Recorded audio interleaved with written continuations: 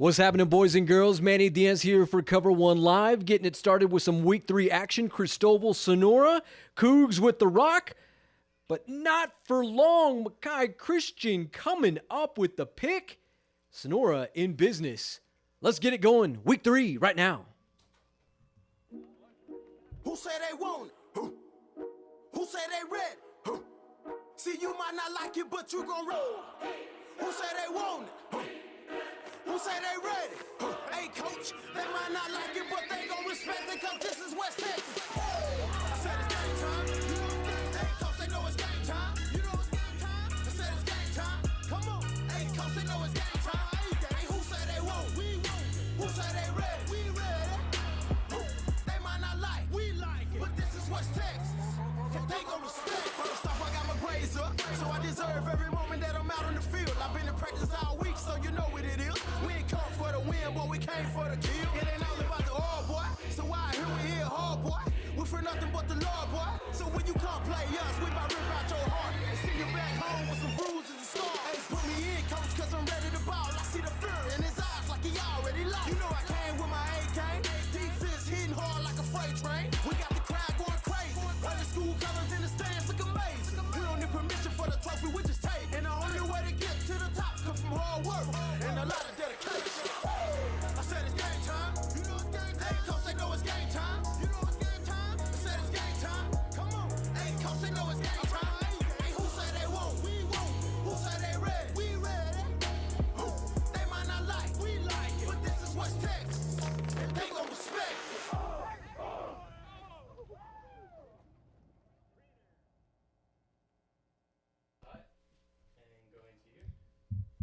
Well, hello and welcome to Week 3 of the Texas high school football season. I'm Manny Diaz, and this is Cover1 Live right here on SanAngeloLive.com, joined by, well, the partner in crime, Mr. Matt Trammell himself, bringing us, watching this San Angelo Central game we'll get to in a bit. Man. Trammell, I know we're going to get to our picks, but how good is it to kind of be here for Week 3? Hey, Week 3 is here. We got, college football's back, NFL football's back, and high school football is just rolling now, and we're seeing exactly how everybody is exactly turning out and shaping. So it's going to be good.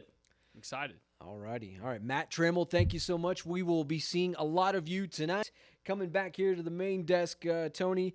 Hey, a lot of games tonight. Austin Vandegrift, San Angelo Central. We have Amarillo, Tascosa, Odessa, Permian, Midland Legacy, Arlington, Martin. We're still kind of figuring things out here. Of course, Cedar Park, Vista Ridge, Abilene High. Big game there in the lean. Also, over in South Abilene, Abilene Cooper, Abilene Wiley, Battle of South Abilene there. Let's see. Tony, we're not quite ready yet. Go and take that one down real quick. Momentarily, we also have Lakeview, Sweetwater. In Sweetwater, we'll bring you updates from that game there. The Lakeview Chiefs looking for their first win of the season. Midland Christian Wall was canceled due to the Wall kids coming up with COVID. 7 kids coming up with COVID-19. But no worries, we have a big game out in Cristoval, Sonora v. the Seatown Cougars, my hometown. The second overall meeting, the first meeting ever between the two there in the south end of the Concho Valley. Plus, a very good game, number 10, El Dorado hosting Coahoma. We have a lot of big games coming up. In fact, before we get into any of this, we do have our picks of the week. Trammell, you ready to get into this? I'm ready. All righty. Let's start off with our big picks presented by Nuke's Eatery. This is the Nuke's Eatery Week 3 pregame show. Speaking of Nukes, we had just the greatest meal just now by Nukes. I'm telling you, shout out to those guys. Got the best food in town. So shout out to Nukes. And with the best food in town, it comes with what? The best picks in town, Manny. Yeah. So you can get it started. Who you got? All right. Well, I see. So we have everybody here in the office. Trammell, I think this one, Coahoma, El Dorado, unanimous decision. El Dorado across the board. Dude, they look good this year, of course, The Covarrubias brothers, they tore it up forever, and this is the last chance they got. Corbin's a senior this year. He's got the rock. He's slinging. He's running over everybody, so I think that one's just pretty obvious. All right, Sonora v. Cristoval, the second all-time meeting between the two programs, meeting in Seatown. Hey, the Nukes pregame show says all across the board from Yanis Green, Sonia Ramirez-Munoz, Tracy King, Matt Trammell, Joe Hyde, James Bellini, The myself. whole cast. Yeah, the whole thing. It's pretty obvious with Cristoval. I mean, they're not playing a very good Sonora team, but don't let that fool y'all. Y'all did see the interception early, so stay tuned. We all may be dubbed on that one. Yeah, for sure. All right, Big Spring Monahans. We have boots on the ground out in Monahans tonight. Big Spring is the team the Lakeview Chiefs will see. This one, we're seeing some indecision here. Yanis Green, Tracy King saying Monahans, the rest going with the Spring. Manny, why did you go with Big Spring? Row the boat, baby. Cannon McWilliams is the head coach over there doing some fantastic things with the kids in Big Spring, so looking forward to seeing them tonight. All right, here's the next one. Lakeview, the boys from the north against Sweetwater. They got the nice stadium. They're going to go play in it, the Mustang Bowl down there. Okay, we got the only person who picked Lakeview. She said she believed in them, the boys from the north, Sonia. She said she believed in them, Manny. You said you didn't. What's up? Man, this was a tough one. I like Sweetwater, though. They've played some really good competition this season. Heck, they played the defending Class 3 Division I state champ Jim Ned last week. I think they can bounce back. Hopefully, I am wrong. All right, another big game. Cedar Park, Vista Ridge v. Abilene High. Man, look at this. Tracy and myself running with the Warbirds. Everyone else going with the Rangers of Vista Ridge here. Trammell? And I just saw Abilene High, they had the lead last week. Unfortunately, they gave it up, and they got beat by a smaller school in Abilene, the Cooper Cougs. The Cooper Cougs. So I had to just go ahead and go with that was Vista the thing. Ridge, yeah. I just went ahead and went not with the Eagles. That's at that point. Okay, so the next game we got the Midland Legacy Rebels. And they're going to take on Arlington Martin, the powerhouse that used to be in Central's district. Well, this one was not. But this is a team that they've seen in the playoffs before. Yeah, that's right. The team they've seen in the playoffs. James Bellini and I going. You and with Man, the Rebs. y'all two. You and James, y'all picked the legs, as I like to call them, the legs. But none of the rest of us did. Manny, why are you picking the Rebels? I love me the Rebels, man. They're in the top 25 in Texas. I like them to win tonight. I pull off an upset against number 12 Arlington Martin. All right, Odessa Permian, Amarillo Tascosa. Look at this. Mojo. Sonia Trammell going with the Rebels tonight of Tascosa. I'm from the 806. I mean, that's pretty dang close up there, and they used to battle the 6As up there, and I know they're pretty dangerous. And I saw them against Midland Legacy, and I saw what they did, and I just don't think that Mojo's just as good as they were. So I don't know if they'll be able to get it done. The last game, the creme de la the one creme. we've all been waiting for. San Angelo Central v. Austin Vandegrift. I like the Bobcats. Trammell, you on the other hand? It looks like they just may be a little too much firepower, and I think this is going to be the first true test for the Bobcats. I don't think it's impossible. I think it's very possible, and I think it's going to be a very high-scoring game. But just to be on the controversial side, Manny, I let you go with the Bobcats. Gotcha. All right.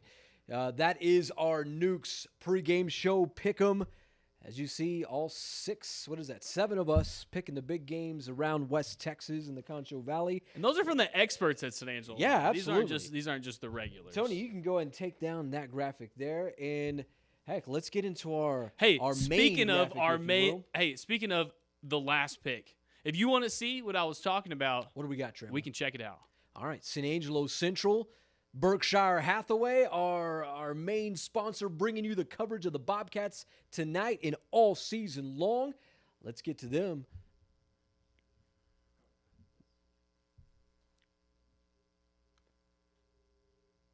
All right, what do we got here, Trammell? So this is just going to be what they do. There's a little screen pass. They tried to jump it, but got it off anyways, and that's going to be the first touchdown of the game, and it's not for the Bobcats. But don't worry, that was just the opening after the opening kickoff.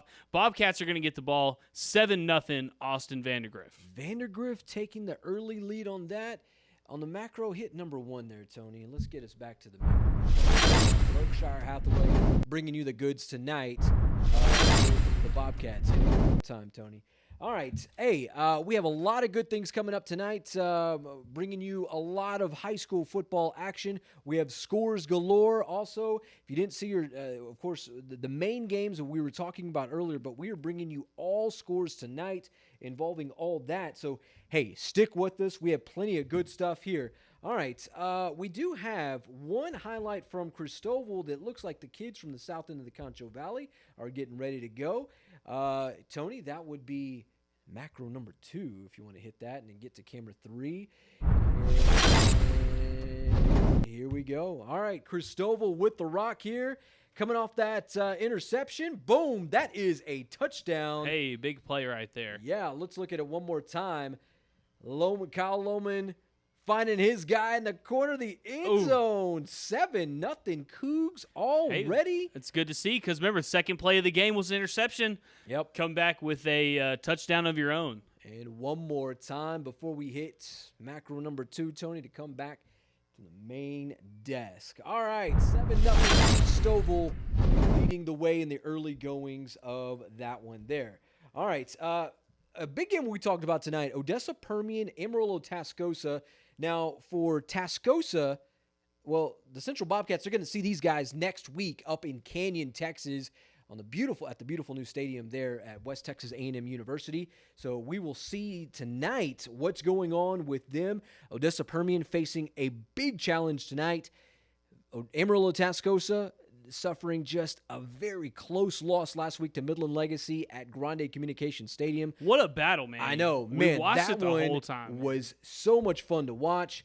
In fact, we do have something here from the Odessa Permian Panthers. Speaking of Amarillo Tascosa and Permian, that is macro number 2. Tony, heading off to camera 3 here.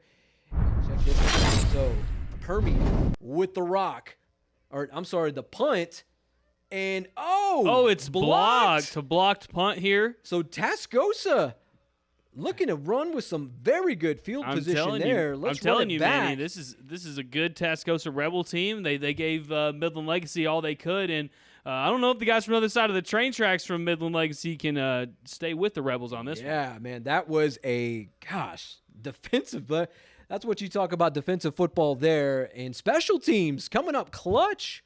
Hey, that's a big deal. We saw a lot last week that special teams wins those ball games. All right, Tony, coming back to the desk here.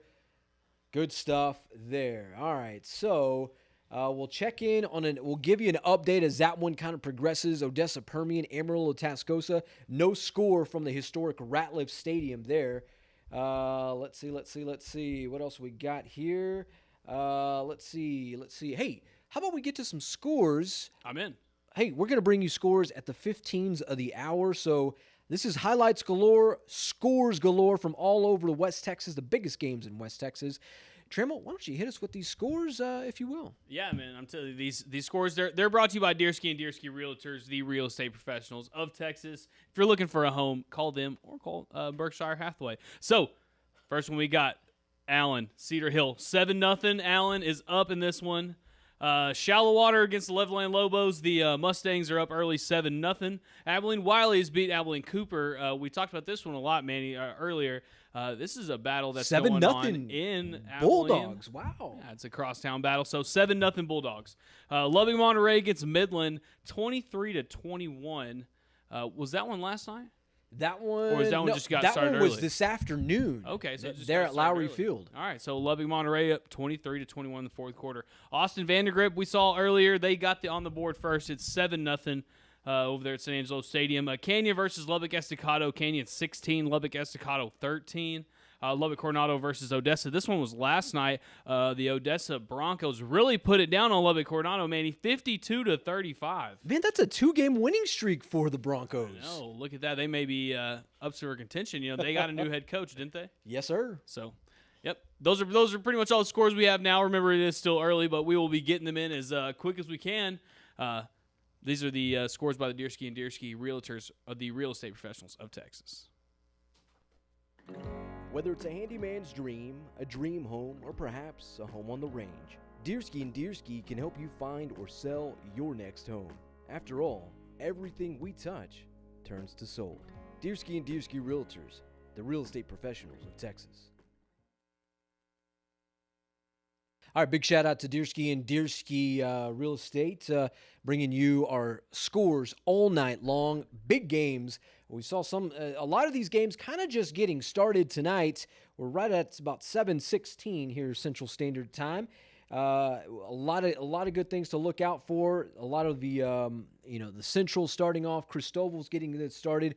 We're going to check in a game with the El Dorado Eagles and the Coahoma Bulldogs. I believe they'll be starting at around 7:30 this evening. But I tell you, the game that we are all waiting to see highlights from, San Angelo Central, Austin Vandegrift. Trammell, are we still 7-0 Vandegrift there from San Angelo Stadium? Man, if you give me 30 seconds, I got something to show you, man. Trammell, we're working the ones and twos over there. And we'll kind of get that one started here momentarily. Now, hey, before we go to Trammell, let's check out. We do have something here that's developing from Ratliff Stadium in Odessa. And boy, oh boy, if you want to hit 2 on the macro and let's get to 3, let's check it out. All right, Permian with the rock, but coughs it up. Oh, no, man. Tascosa going the other way. Touchdown, Rebels. Not a good way to start off if you are a Permian fan. Yikes. Let's check that out one more time. It looked it had some promise, but look at that the defender there from Tascosa just squirting through. Touchdown, Tascosa, getting it things started early for the Rebels. All right, coming back to the desk, Tony. All right. Manny. Big things popping there from Ratliff. What do you got, Trammell? So San Angelo Stadium right now, things are getting a little hairy. So Central's down 7-0 right now. They had to punt on their first drive, and when they punted, Vandegrift went ahead and drove all the way down. They got it on the 2-yard line, and they punched it in. But they got the flag, so there was a little bit of hope. Now let's check in and see what happened the next play. All righty, let's see. So we got 2 backs, and we got 2 receivers to the top here. And remember, this is right after they just scored, so this is after a holding call right there. Oh, man. Wide open. So that's going to make it actually 14-0 for the Bobcats are down. It's never impossible for the Bobcats. Remember, we did see them on a big-time comeback last year, so you never know what could happen. All righty, so 14-0 from San Angelo Stadium. Bobcats highlights presented by Berkshire Hathaway Real Estate Agency. So Berkshire Hathaway addresses real estate there. All right, so we'll see what maybe Kevin Crane and the Bobcats, the Angry Orange, have a little something to fix here in the early goings as they are down 14-0 last week, coming off just I wouldn't call it fantastic. Ryan Chadwick wouldn't call it fantastic. He would call it a struggle. The final score 34-29. The Bobcats kind of had to eke their way or hold on for dear life to hold on for the win. Trammell, that was a crazy night to watch. Yeah, but, I like to give the Bobcats a little more credit than that. That's a long football game because, they had to wake up early, and they were supposed to play early, and they were unable. They did start early, and they were unable to. I think the game ended up being 6 hours long. That's a lot of football, and that's a lot of patience you have to complete a whole entire football game. So you got to give them props on that one. Do they have enough to come back from 14-0? I think that's pretty much the thing up to debate now. Yeah, no, absolutely. All righty. Hey, we do have another highlight to go to. Let's go back to Cristoval there at Jack Pardee Stadium. And looks like Sonora with the ball here. And look at this. The Cougs defense coming up with the SWAT. Oh, man. Let's go back to that there. Uh-oh. There we go. Cougs defense, man, just swatting it down, making life not too pleasant for that Sonora offense. All right, maybe Tony, they just came ready to out come a back little to hot. the desk when you are there. Yeah. We watched that. We watched that first. When they came out of the tunnel, they did a huge celebration on 9/11, and that's a lot of emotions and stuff. So maybe you come out a little too hot. As our coaches would always tell us, you can't come out too high and you can't come out too low. You got to find that little middle ground. So maybe the Cougs, they came out a little too hot. Quarterback threw an interception on the second play. So what now? They've already sweated it off, and now they're going to pretty much run them from here on probably. Yeah. All right. Right now, 7-0 Cristoval leading that one. If you're just checking in with us right now, 14-0 the San Angelo Central Bobcats down to Austin Vandegrift. Man, oh man. I'm not ready to say that these guys are down and are ready to wave the white flag by any stretch of the imagination, but Kevin Crane and this Central offense, they're going to have to find something in order to keep pace with these guys. Because Yeah. I imagine the kids from Austin, they're saying, we didn't come this far just to come this far. No, kind of the same situation as Central does last week. I mean, when you travel somewhere, it's kind of a business trip. So if you come up early, they're probably not going to just stop. So Absolutely. Central's got to get something going. But like I said in my picks, it's going to be a high-scoring game. So you never know what could happen down this thing. Yeah, definitely. And 6 minutes in the first quarter. Okay, so 6 minutes in the first quarter that we are involved with that one there. We are also awaiting, and let's see, I do believe that we might have, and we're efforting highlights from Monahans with Big Spring and Monahans. If you are a Lakeview fan, we're going to stick with us. We're going to have highlights of that game from Sweetwater, the historic Mustang Bowl. But also, we are going to have some highlights of Big Spring Monahans tonight.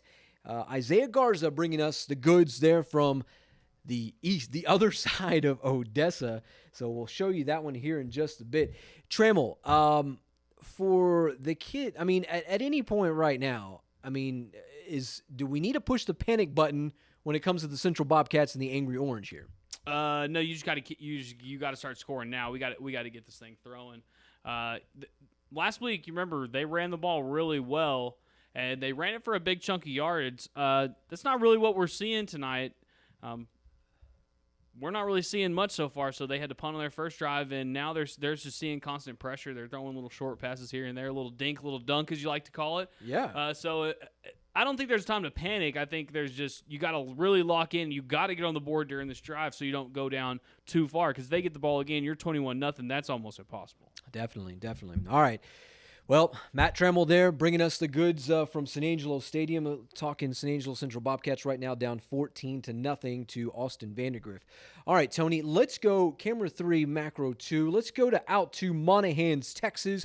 The Big Spring Steers in the Monahans Lobos. Look at Big Spring knocking on the door here. Yeah, big boys this year, huh? If you like the truck stick, have some. Have some. Hey, I'm telling you, this Big Spring team isn't playing around this year. Usually they're kind of almost the laughing stock, or right there at the bottom of the district. But they're not playing around this year. Has got his kids playing ball this season. Look at that. Look how big their QB is. That is not a bad looking quarterback. No, there. He looks pretty big, and as you just saw, he's not afraid to put it in your chest. The truck stick there. All right, Tony, let's come back to the desk. I believe it is 7-0 Big Spring over Monahans in the early goings. And that one, Big Spring, mind you, these guys have it's been tough for them the last few seasons. They're in the same district as the Lakeview Chiefs. Right now, they're hoping to get off to a 3-0 start. They're with the Big Spring Steers. So we'll see what kind of develops in this game, see if Monahans has any fight in them in this game tonight. So big games to watch all throughout West Texas. But, of course, we're also watching San Angelo Central. We're watching a lot of these other guys like Odessa Permian. And certainly Midland Legacy tonight, taking on the number 12 team in the state of Texas, the Arlington Martin Warriors at Globe Life Park. They're in Arlington, so we'll definitely keep you updated on that one. That one's going to be interesting. It's kind of give us a chance to gauge what Midland Legacy is about, because, at the end of the day, that might be the district championship game. Central's been playing good to start this season, and I wouldn't put it past them to be up there when it comes time for a district championship. And that's going to give us a kind of a gauge if we can actually even compete at this point. Yeah, and one thing about Midland Legacy, they're taking on some tough talent. Last week it was Amarillo Tascosa. This week, Arlington Martin. Get this next week, Trammell. It's another Arlington school, Arlington Bowie. They're going to welcome them to Grande Communication Stadium out here in West Texas. So how are they usually? Bowie, I mean, it's every Metroplex school. They're a good football team, and it's fast and big. Yeah, that's the name of the game. Right. But of course, the Central Bobcats, they're going to get a taste next week with the Amarillo Tascosa. So we'll see how things develop in this game. And I know these next 2 weeks for the Bobcats are going to be very telling, because it's going to show us, how good this team is. Yeah, you can get wins against Colleen Shoemaker. They may not be as good as what they were in the last few years. El Paso Montwood, they were a one-trick pony. Yeah. They had one guy just killing the Bobcats softly, the Fugees all night long. Right. This week, it's a pretty good opponent. So yeah, so what I'm kind of seeing is when you see big these fast teams. I'm not saying that's not Central's not big and fast, because they have some big guys and they definitely have some fast guys. But I see them more as just, they're quick, man. They're gonna get every single yard, and they're gonna earn every single yard, and that's kind of just their style. And maybe that'll keep some of these high scoring teams just at bay. I hope so, Trammell. We'll see what happens with that. Hey, new development. Let me get my words untied here. Out in the south end of Tom Green County with the Cristoval Cougars, Sonora Broncos. If you want to go 2-3, Tony, we'll bring them the goods here. And looks like the Broncos, they are getting on the board, and with some rough and tough style football. That is a Bronco Nation touchdown. Yeah, let's take a look at that one more time here. Bronco Nation, they missed the ensuing extra point. They're on the board, though. They are on the board. It's Cristoval still leading this one 7-6 in the first quarter. Tony, come on back to the desk here. Alrighty, so 7-6 out in Cristoval tonight thus far in the first quarter. We'll see kind of what develops throughout the night over there. Hey, we want to thank everyone for joining us tonight. This is COVER1 Live here on SanAngeloLive.com. Here in about 3 more minutes, we're going to bring you updated scores from around West Texas and a few of the bigger games around the state of Texas, presented by Deersky and Deersky Real Estate, the real estate professionals of Texas, with that one there. We are also waiting on some Lakeview Sweetwater highlights. We will look to see from Mr. Caleb Price, see what he has for us in that game there. All right. I know big games. That's the name of the game tonight. We'll see what kind of goes on. We do have an update from Monahans, and looks like we will see how this one shakes out here in just a bit. But Trammell, early thoughts with the Cougs and the Sonora Broncos. Well, I'm actually more impressed with the Broncos. No, the Cristoval Cougars made a heck of a run last year in the playoffs, and Sonora is not typically the best team around, and especially, they don't have a lot of expectations this year. But if they can knock off Cristoval this year, I think that might turn around. Yeah, Cristoval certainly got the best of them last year in the first ever meeting. Yeah. And now they're coming to Cristoval, so they got a lot of chip on their there's shoulder. certainly something to play for in that. And for years, it's whenever you're talking Sonora, they've been playing with the Class 3A powerhouses. Tony, if you want to bring coming over here to the main desk, there we go. It's always kind of been, playing the Wall Hawks of America, moving down the highway with Ozona and El Dorado, some of those big time rivals. But here we're introducing something new with this Cristoval matchup there. So we'll see how this one kind of develops tonight. Right now, 7-6, C-Town leading Sonora in that one there. Well, it ain't C-Town, Manny, but I do have a highlight with the C team. That's the Central Bobcats. Hey! They got on the board. Okay. It's a very good sign. Let's take a look at it. Unfortunately, though, it was not a touchdown. Oh, no. Okay, well, hey, we'll take it. But we will take it at this point. So this is the first play of the second quarter, and just like that, it's a field goal. Okay. So, score right now, 14-3. All righty. Okay, so coming... All right. Coming back here to the main desk, I'll tell you, we're doing a little multitasking here, folks. That's what we do here on COVER1 Live. Manny, Diaz, Matt Trammell, myself. Hey, we'll take a look at one more highlight before we get to you some scores presented by Deersky and Deersky Realtors. And this one, let's head down to El Dorado. Look, with the Eagles and the Coahoma Bulldogs. Let's check this one out here. Presented by WW Afro Steel. And look at this. The Eagles knocking on the door. That's my man Corbin Covarrubias, number 4. Oh. Finding his guy. That's a touchdown. Doing his Eagles. thing, man. Doing his thing. Look at that quick release. He knew exactly where he was going the whole time. Take another look at this one here, folks.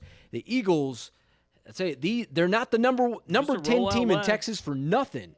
Simple pass. And that's a crossbody, too. He's rolling left, has to switch his hips right there, and boom, gets it in there. That's a nice play for the El Dorado Eagles. Looking like his 7-0? Yeah, I believe so. Looking like his brother Kevin from just a few years back there. Eagles with the early lead. Tony, let's come back to the main desk here. So Good things kind of going on for our local West Texas teams in that one there. And looks like updated score from Ratliff Stadium with Odessa Permian, Amarillo Tascosa. It's the Tascosa Rebels 6, Odessa Permian nothing. Here we go.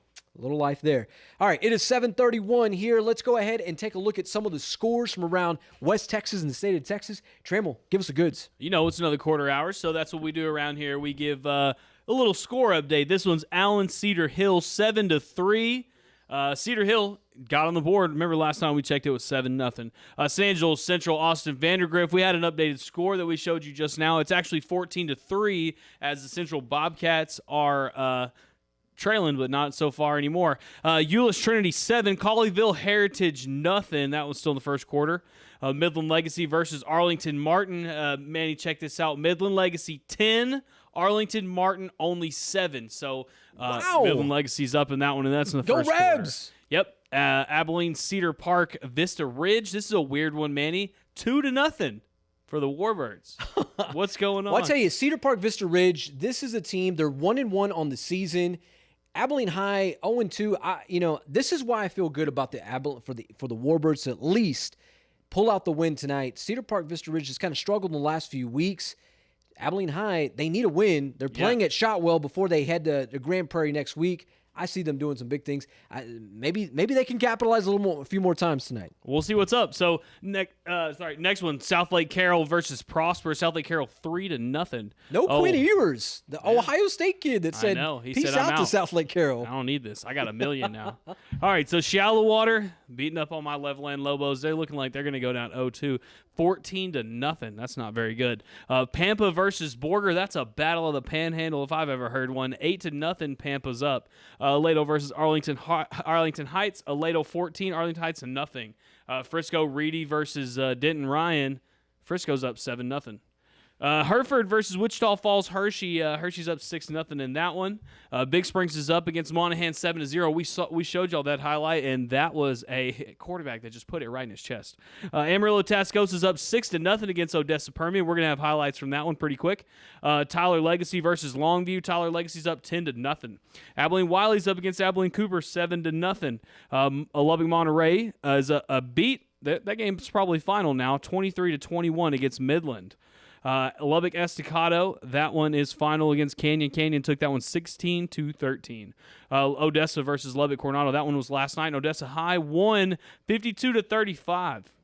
And that's going to be just our score update for now. Check us up in another 15 minutes. We'll have some more scores updates. Until then, we will have highlights from Central Bobcats, Cristoval Cougars, El Dorado Eagles, Amarillo Tascosa, you name it. We're going to have it. So y'all stay tuned. And this is presented by Deersky and Deersky Realtors, the real estate professionals of Texas.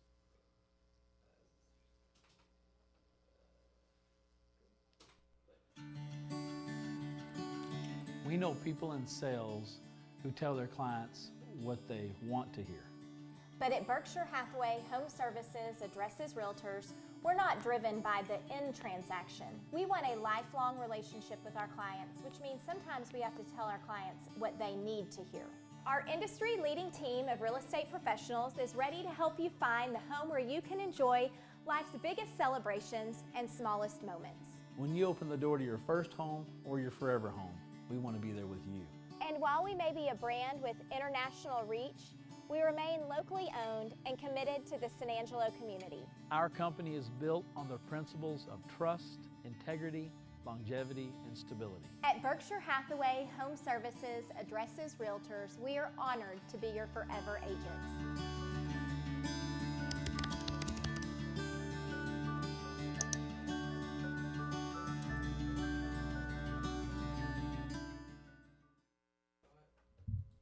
All right, Berkshire Hathaway, our proud presenter of Bobcat Highlights tonight. Thank you so much to them. We have some amazing real estate companies here in San Angelo and the Concho Valley. Deersky and Deersky, Berkshire Hathaway. Thank you guys so much for bringing us Texas high school football here in the 325. All right, looks like we have a San Angelo Central update. Matt Trammell bringing us the goods. Tony, this is one... So, Manny, we're going to have to come in and out of this one, but don't worry, it's going to be good news for the Bobcats. So, let me show you the first clip. So, Vandegrift has the ball. They were able to drive down the field here, and after just a little play-action pass, they get all the way down in the red zone. You want to just come back to me on this. But don't worry, Manny. They get the stop. And only hold them.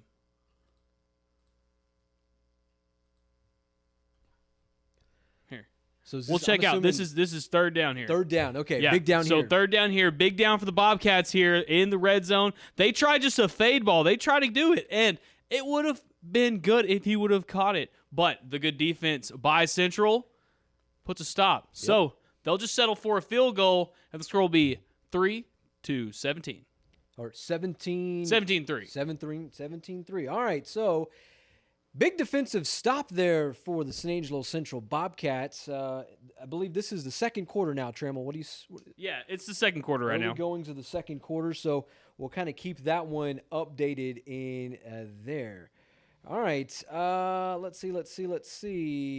We do have a Sweetwater San Angelo Lakeview update. Here, let's take this one here momentarily. Hey, Tony, if you want to go 2 to 3 here, boom, there we go. All right, Lakeview, Sweetwater, the Stangs with the rock. And he's rolling out. Something. Oh, man, look at that. But look, that's a good play by the Chiefs there. Yeah, the Chiefs defense. Hey, that's what making plays, getting pressure back there. Look, that defensive lineman almost made the sack, made him a little eerie back there, and definitely got the tackle. That's a good look for the Chiefs so far. Yeah, one more time there. Not too bad for the Lakeview Chiefs there at the historic Mustang Bowl. Tony, let's come on back to the main desk here. You see somebody with that mullet, man. Yeah. Somebody's got to be rocking a mullet there. All right. But, Manny, I don't think that that actually boded well for the Chiefs. I think if you want to check that next one. Do we have one more? I think we got one more from the Chiefs. Let's do one more. All right, so let's ring this one up here. Tony, if you want to go. My man. All right, so let's run this back just here. A little speed option. So he's just going to roll. He's going to read him as soon as he gets on him. Oh, speed option, and then he becomes the blocker. That's a touchdown, and they're going to be up 7-0 against the Lakeview Chiefs. Manny, gosh. I tell you, Lakeview, these guys have just had some struggles from the last few weeks. We'll kind of see what develops from there. When you got those speed options, you got to really be disciplined on defense. You got to always know who's got who, and got to be accountable for your man. Certainly, yeah. All right, so that is 7-0 Sweetwater with about 9:04 left in the first quarter. Hey, let's go back out to Sliker County down Highway 277. And the El Dorado Eagles, Coahoma Bulldogs. And if you are an El Dorado fan or just a fan of Class 2A football, well, here you go. COVER1, just back there hanging out. Doing his thing. Toss me one, son. Man, right in stride, too. Yeah. That's a pretty good play What there. a beautiful pass there. Let's take a look at it one more time, courtesy of Vanessa COVER1. Yeah, that's Corbin's mama. Hey, man, that's what better place to get the highlights? How we can get them tonight. Yeah, one more time. Let's dial it up here. Corbin letting it fly. Those kids from El Dorado, man, fly like an eagle. Too easy. Space jamming it up, Trammell. So that makes it 14-0 El Dorado. Tony, let's come back to the main desk there. All right, so... hey, we do have another update for you. This is Cristoval and Sonora. We'll pause this one here real quick momentarily. Let's see. Let's get this ready there. All right. How about it, Tony? Let's head out to the south end of Tom Green County, the Cristoval Cougars, the Sonora Broncos. And if you how you doing? Here we go. The Fava kid. Oh, man. Bulldozing Broncos making a miss. Manny, how far was that? I think it's on the 50-yard line. Touchdown. 50-yard run. That's Jacob Fava. So that was 14-7. Looks like. Sonora at that point. Yep. So it looks like they're going to have a 21-7 lead, Manny. That's pretty good, Well, isn't it? 14-7 Sonora that was up at that point, at least what the scoreboard says. Oh man. So looks like tie ball game. Yeah. So Tony, let's come back to the main desk here. All right. So I believe the extra point was unsuccessful. So it is now 14-13. So Sonora with the lead now. Man, oh man, what an exciting few highlights there. We've seen El Dorado, Cristoval, a little Lakeview action in Sweetwater. Of course, Big Spring and Monahans out there on the other side of Odessa. We'll kind of catch you up on that one there. We're seeing some, looks like we're kind of seeing San Angelo Central trying to get something started. Yeah, Updated so they had Stadium. last update we saw a field goal by Austin Vandegrift that made it 17-3.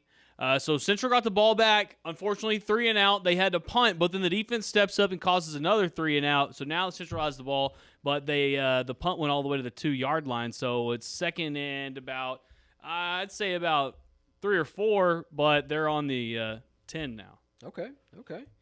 All right, so we're hearing from our very own Caleb Price that the Lakeview Chiefs are now officially in Sweetwater territory, so look out for a highlight coming from the Lakeview Chiefs here momentarily. Yeah, just a little time update from San Angelo Stadium. It's 6:41 with the it's second and 5 on the 10-yard line, 6:41 in the second quarter. All righty. Okay, so looks like... Let's see, not quite enough yet to kind of bring you a highlight there, so we'll see how things kind of develop. About 2 minutes out before we kind of give you a rundown on an update of the scores presented by Deersky and Deersky Real Estate Agency, the real estate professionals of Texas. But before we do that, let's get you caught up on this Cristoval Sonora football game here. Tony, let's go 2-3, if you will. Presented by WW Steel, the Cougs with the rock. Look at this, going a little okey doke. Oh, they least expected. Jolly down the sideline. Make one saying, miss, how make you two doing? miss with a cutback, and he may be gone, Manny. What a play! Oh, but he did get caught. So shout out to the Sonora Broncos for not giving up on that play. Yeah, Bo Jolly just flexing there. I tell you, this kid. Maybe if he cut back right there, followed his blockers, he may be in the end zone. Maybe so. But what a run. They are now just asserting themselves on that Sonora defense. We'll see what happens. I'm assuming Cristoval could have an opportunity to get in the end zone there. So, yeah, that was probably in very good position after that one. Tony, let's come back to the main desk. So I'm assuming we'll probably have an update here shortly with Cristoval and Sonora. They're from the south end of Tom Green County. All right. Let's see. All right. Trammell, how about we ready for a score update? You want to give them a score update? Yeah, we can. All right. As Trammell kind of we'll prepare that one there. Right now, 17-3, San Angelo Central.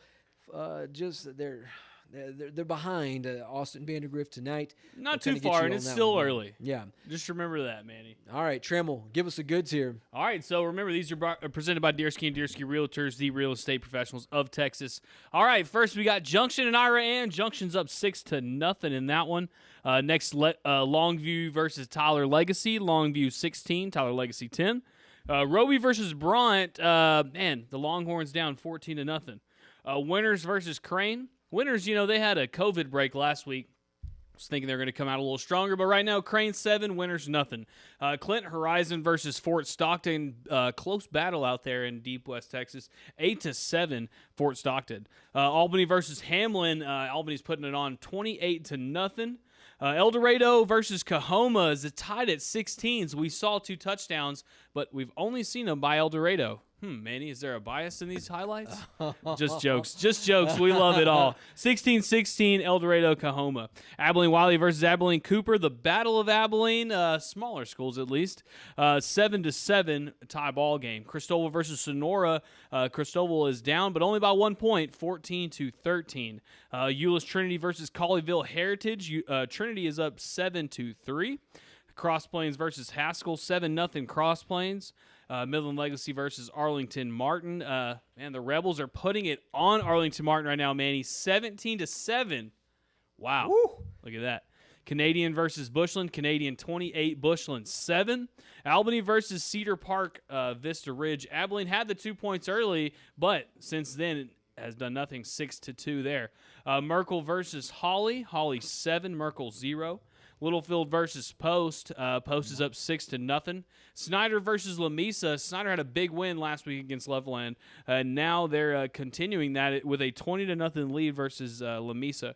Ropesville versus Menard, 6-0. Ropesville. Olney versus Goldthwaite, 27-8. Goldthwaite's up in that one. Comanche's playing early tonight, and early is up early, 7-0. Grape Creek. Hey. Grape Creek is winning a football game, Manny. They're playing the TLCA of San Angelo. They're winning 14-0. Clean Shoemaker and Kerrville Tybee will have some updates from that later. Pampa versus Borger. Pampa's up 15-0 the Battle of the Panhandle. Aledo versus Arlington Heights, 21-0. Arlington Heights is losing that game. Highland Perk's playing Copel. And then they're down. Coppell? Oh, wow. Coppell Cowboys. Wow, that sounds fancy. 6-0 on that one. Denton Ryan versus Frisco Reedy. All right, 7-0. That's a tie ball game there. Rockwall and Travis. We'll get a score update on them later. Wichita Falls Hershey versus Hereford. Hershey's up 12-0. Georgetown and Liberty Hill is a tie ball game right now at 7s. Andrews and Midland Greenwood is tied. Right now is 7-0. Andrews is actually up in that one. And then San Angelo Central versus Austin Vandegrift. 14-3. I believe that's an updated score of 17-3, actually. Friendship versus Lubbock Cooper. Friendship's actually beating Lubbock Cooper 7-0, so watch out in that one. And there'll be some more scores and some more updates here a little bit later, about 15 minutes, so about the top of the hour. And these have been the scores by Deersky & Deersky Realtors, the real estate professionals of Texas. La Esperanza Chadburn Clinic is here to serve you, providing behavioral health services, adult primary health care, along with school and employment physicals, and so much more. La Esperanza Chadburn Clinic, located at 1610 South Chadburn, offers extended hours Monday through Thursday and Saturday clinic hours from 8 a.m. to 12 p.m. Alrighty, there we have it. Tons of scores tonight. Presented by Deersky & Deersky Realtors, the real estate professionals of Texas. And, hey, you remember how we said, folks, that Cristoval Cougars, we saw Bo Jolly kind of just go to work on that end around. Coach Casey Otho pulling out the bag of tricks. Well, here's the Cougs capitalizing. Tony, let's go to the WW AFCO Steel highlight here with the Cristoval Cougars down on the south end of the Tom Green County. Here we go. Cougs with the ball, and there's the Fava kid going around the corner, 9-yard touchdown. Man, number 2 for him for the night. Yeah, this kid just flexing tonight. And I want to say that is now 21-14 Cristoval. One more time before we come back to the desk there. 2-point conversion good. So, yes, it is 21-14. Tony, let's come back to the desk. Manny, just a little update from Central. We just saw another punt by the Bobcats, and Austin Vandegrift is now taking over the ball. Oh, okay. We'll see how this one develops. I tell you, this Austin Vandegrift team is pretty darn good, folks. Whatever the Bobcats can kind of muster, I think. I'm not going to say that this is all lost for them, but it's going to be an uphill battle. It's certainly down 17-3. Going to have to pull out something out of the old bag of tricks from that one there. All right, so we do have an update from Ratliff Stadium there in Odessa, and let's go ahead and take you out to there. If you want to go 2-3, Tony, presented by WW AFCO Steel. Goods here. Looks like Tascosa with the rock here. They're getting in for the touchdown. Can you run that back, Manny? Yeah, let's do it. So, Tascosa with the ball. And I tell you, this is just a power formation here. Nothing too fancy. Can't do nothing about it either. No. It's like literally just come and stop us. That's the type of offense they run with that. We have an updated score from there? I believe that. I know. That's second touchdown for them? Yeah, second touchdown. To no touchdowns? So, yes. So, I believe that would be a 2-point conversion good. So, that makes it So 14-0? Yeah. 14-0 Probably so. Tascosa leading Odessa Permian there at Ratliff Stadium. Yeah, that's a good sign right there. Man, Maybe a good sign for the Bobcats. I know. If we can take anything from tonight, maybe it's not the game, it's how everyone else is playing around the region. Yeah, and Tascosa, this is a Class 5A Division I team, formerly of Class 6A. They're giving a lot of good West Texas teams just fits this season. They gave they gave Midland Legacy just a fantastic run for their money last week until McKylan Young happened. The double deuce from the Midland Legacy Rebels. Tell you that kid. And he ran over everybody on that last my play. Goodness. It was crazy. Yeah. You know, and I saw that all over social media. But you know where I saw it first? COVER1 live stream. That's right, COVER1 guys. And that's where you're going to find all of the very first highlights from all these big games around West Texas. It's only here. And then you see it tomorrow on Facebook. Yeah, all right. So let's, as we come back to the desk, Tony, let's go back out to the Mustang Bowl with the Sweetwater Mustangs and the Lakeview Chiefs. We'll show you a little bit what's going on here. So we saw, I believe, Sweetwater getting in the end zone a little earlier. Lakeview trying to they got them pinned deep, but Sweetwater, yikes, Man. just moving the rock one more time. All right, come back to the desk here, Tony. All right, so looks like Sweetwater's just kind of moving the ball there at will. You know, I got a really, it's not a touchdown play, but it's just a really nice play from San Angelo Stadium. And it's just going to kind of gauge and just kind of show y'all what's kind of going on there. Okay. So if y'all want to just go ahead and see it. All right, there we go. So it's right here. It's a second down and about 5. And just like that, just another screen pass like we saw the very first touchdown. And this one's going to go for a pretty long ways and get them all the way into the red zone at about the 17-yard line. Wow, so Vandegrift just kind of moving the ball at will. Yeah. Flexing on the Central defense. Let's come back to the desk here. Wow, so as they knock on the door, 17-3 still, Trammell? Yeah, 17-3. The clock's ticking in the second quarter, so there's not a whole lot of time left. But right now, they are on the 1-yard line. Okay. All righty, so we'll see kind of how that thing develops there. And, hey, we just got an update from our boots on the ground in Monahans. We will have a Monahans Big Spring update here. And this one, I'll tell you this, I'll give you a little sneak surprise here. It just got interesting, so to say the least. So we'll hear in just a few more moments. We'll bring you that highlight there. I know Matt Trammell is watching Central and Austin Vandegrift. Not only am I watching it, but Manny, you got to watch this one. This one is We ready to go nasty. back out to San Angelo Stadium? This one is nasty, and if you're a Central Bobcat fan, don't watch. We'll definitely watch, but this is just a really nice play from a really good program. Just watch this, man, the trickery.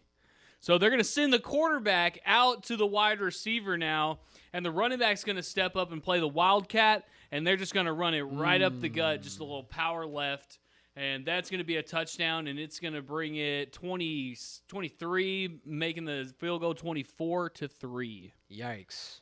So it's beginning to be a blowout at San Angelo Stadium. Man, well, let's hope not. Let's hope that Kevin Crane and the Bobcats have something up their sleeve. All right, so not looking good so far. A very one-sided. And 1 minute and 1 second left. Oh, man. Okay, so we'll see how this one kind of pans out there. So 24-3, Austin Vandegrift. All right, Tony, let's go out to Monahans, Texas, if you want to go 2-3 in this one presented by WW AFCO. And let's check out the Lobos and the Big Spring Steers. And remember, folks, it was 7-0 Big Spring. Monahans saying, don't forget about us. The QB won. Man, remember the office was split on this game on who was going to win. I'm on the record to say Big Spring, but some others would say rather. About a 65-yard touchdown run there from the QB1.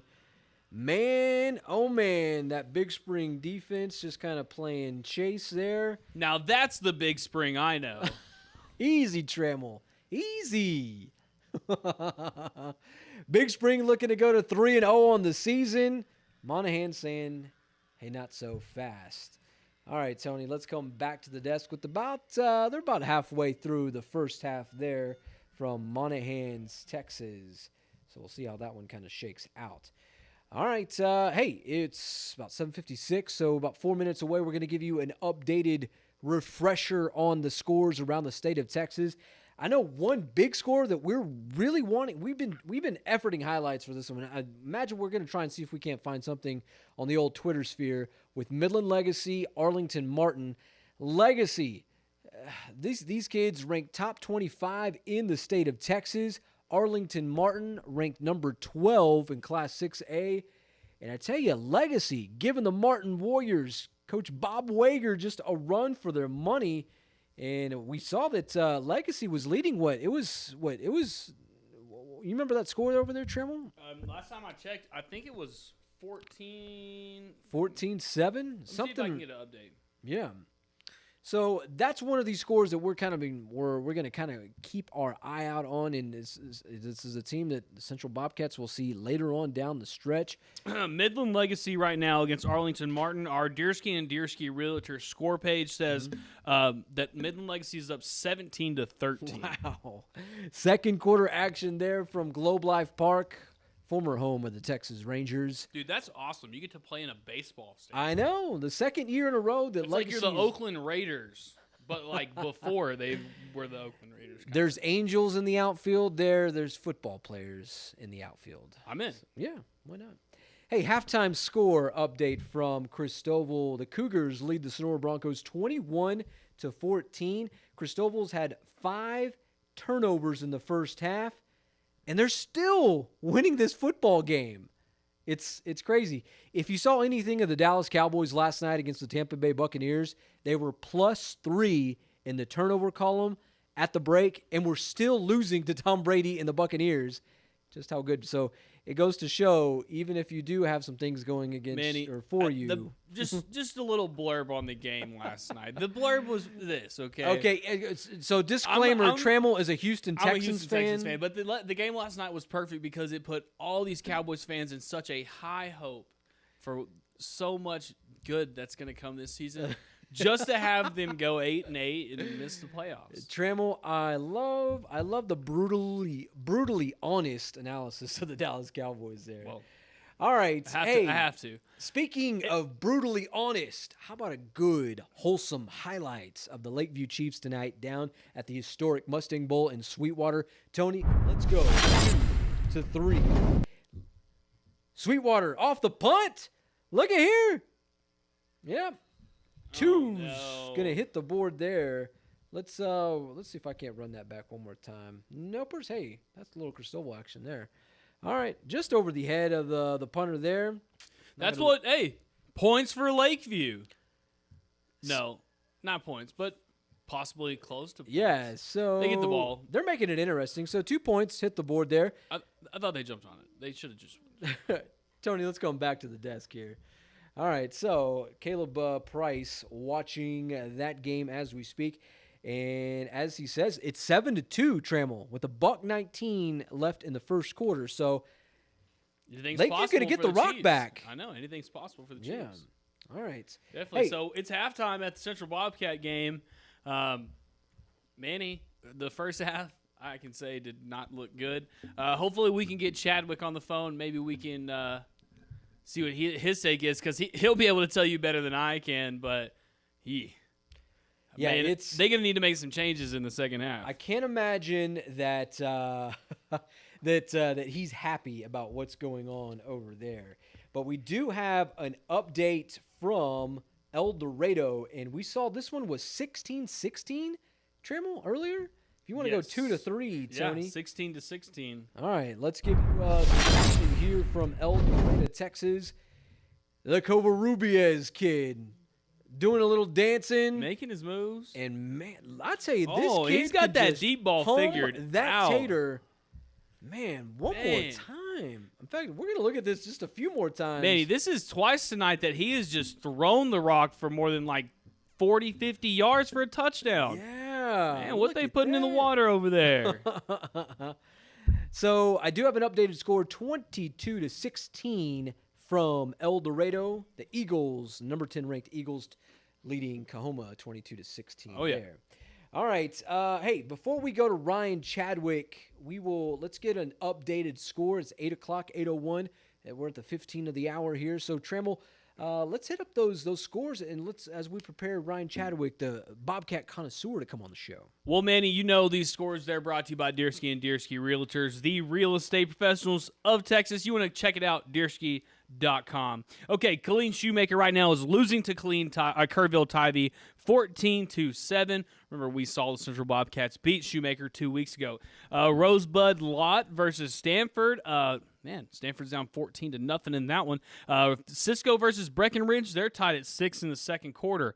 Austin Vandegrift versus San Angelo Central, it's halftime, and it's 24-3. Now, yes, most people would panic, but will the Bobcats? We'll just have to see and find out.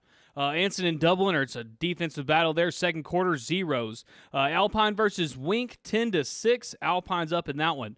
Stephenville versus Salado, it's tied at 7s there in the second quarter. Colorado City's down right now against Ballinger, who's looking for their first win of the season. It's 14-0, and Ballinger's up in that one. Jim Ned is playing Eastland tonight. Now, Jim Ned is off a state championship, and they're just rolling teams. They're already up 14-0 in this one, and it's only the first quarter. Forsan versus Stanton. Forsan 17, Stanton 0.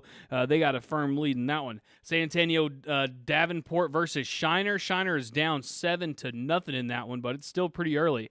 Southlake Carroll's playing Prosper tonight, and they were up early, and they continue their lead 17-0 in this one in the second quarter. Shallow Water, man, they've just been putting it down on the Lobos, and they will continue as they're up 20-0 against Levelland. Roscoe versus Miles. Roscoe 14, Miles 6. Very Best versus Robert Lee. Robert Lee lost last week. Let's see if they'll do it again, and Very Best won last week, so once again, let's see if they'll do it again. Very Best up 14-8. Aledo versus Arlington Heights. Aledo's up 35-0. Wow. What a big score in that one. Cristoval against Sonora. It's halftime, 21-14. Cristoval in that one. Rochelle versus Paint Rock. Paint Rock is down 30-0. That was a first quarter score. Also another first quarter score. A surprising one here. Garden City is down to Water Valley 30-8 in the first quarter. And remember, Garden City is always one of those top 6-man teams in the state. Borden County versus Rankin. Borden County 12, Rankin 8. Kind of a small scoring game right there for 6-man. O'Donnell versus Sterling City. Sterling City 16, O'Donnell 8. Archer City and Winthros, they're tied at 0s. Junction versus Ira Ann. Junction 14, Ira Ann nothing. Roby's playing Bronton. They're up 22-0 in the first quarter. Crane versus Winters. It's halftime over there, and Crane is only up 7-0, so can the Blizzards storm their way back? Albany versus Hamlin, 34-0. Albany's up in that one. Man. Coahoma, El Dorado. We saw the touchdown by Cover1 a while ago. So 22-16. 22-16. Second quarter. Riesler versus Clyde. Clyde's down 14-0 in that one. Georgetown versus Liberty Hill. Liberty Hill 14. Georgetown 7. Fort Stockton versus Clint Horizon. Part of those Clint schools over there. 16-7. Fort Stockton's up in that one. Cross Plains versus Haskell. 7-0 Cross Plains. Canadians taking on Bushland tonight, and so far they're beating them down 28-7. Hawley's playing Merkel in the second quarter right now. It is 7-0 Hawley the way. Monahans and Big Springs, we've been giving you highlights from this one, and we even showed you this where Monahans took the lead against Big Springs. They're up 8-7. Post versus Littlefield. Post 14, Littlefield 0. Andrews and Midland Greenwood are playing, and Andrews is up by 1 point in the second quarter, 7-6. China Springs is up by 2 scores against Brownwood early. It's the first quarter, 15-0. Snyder and Lamesa are playing, and right now the Tigers are putting it on the Golden Tornadoes, 27-0. Goldthwaite and Olney. Goldthwaite's 27, Olney is 8. Arlington Martin and Midland Legacy. We talked about this one a lot. This one has a lot to do with what's going to go on this year in the 6A playoffs. Midland Legacy 17, Arlington Martin 13. Ropesville versus Menard. Menard's up 7-6, but it's only second quarter. Richland Springs versus Coolidge. Richland Springs, they went ahead and wrapped this one up early, 66-32. Reagan County and Ozona. Reagan County's 7, Ozona nothing. That's a first quarter score. Mason and San Sal will be playing tonight. We'll have a score update earlier there. Grape Creek is putting it on TLCA tonight as their score is 22-0. Man, the Eagles versus the Eagles. I'll take the Eagles.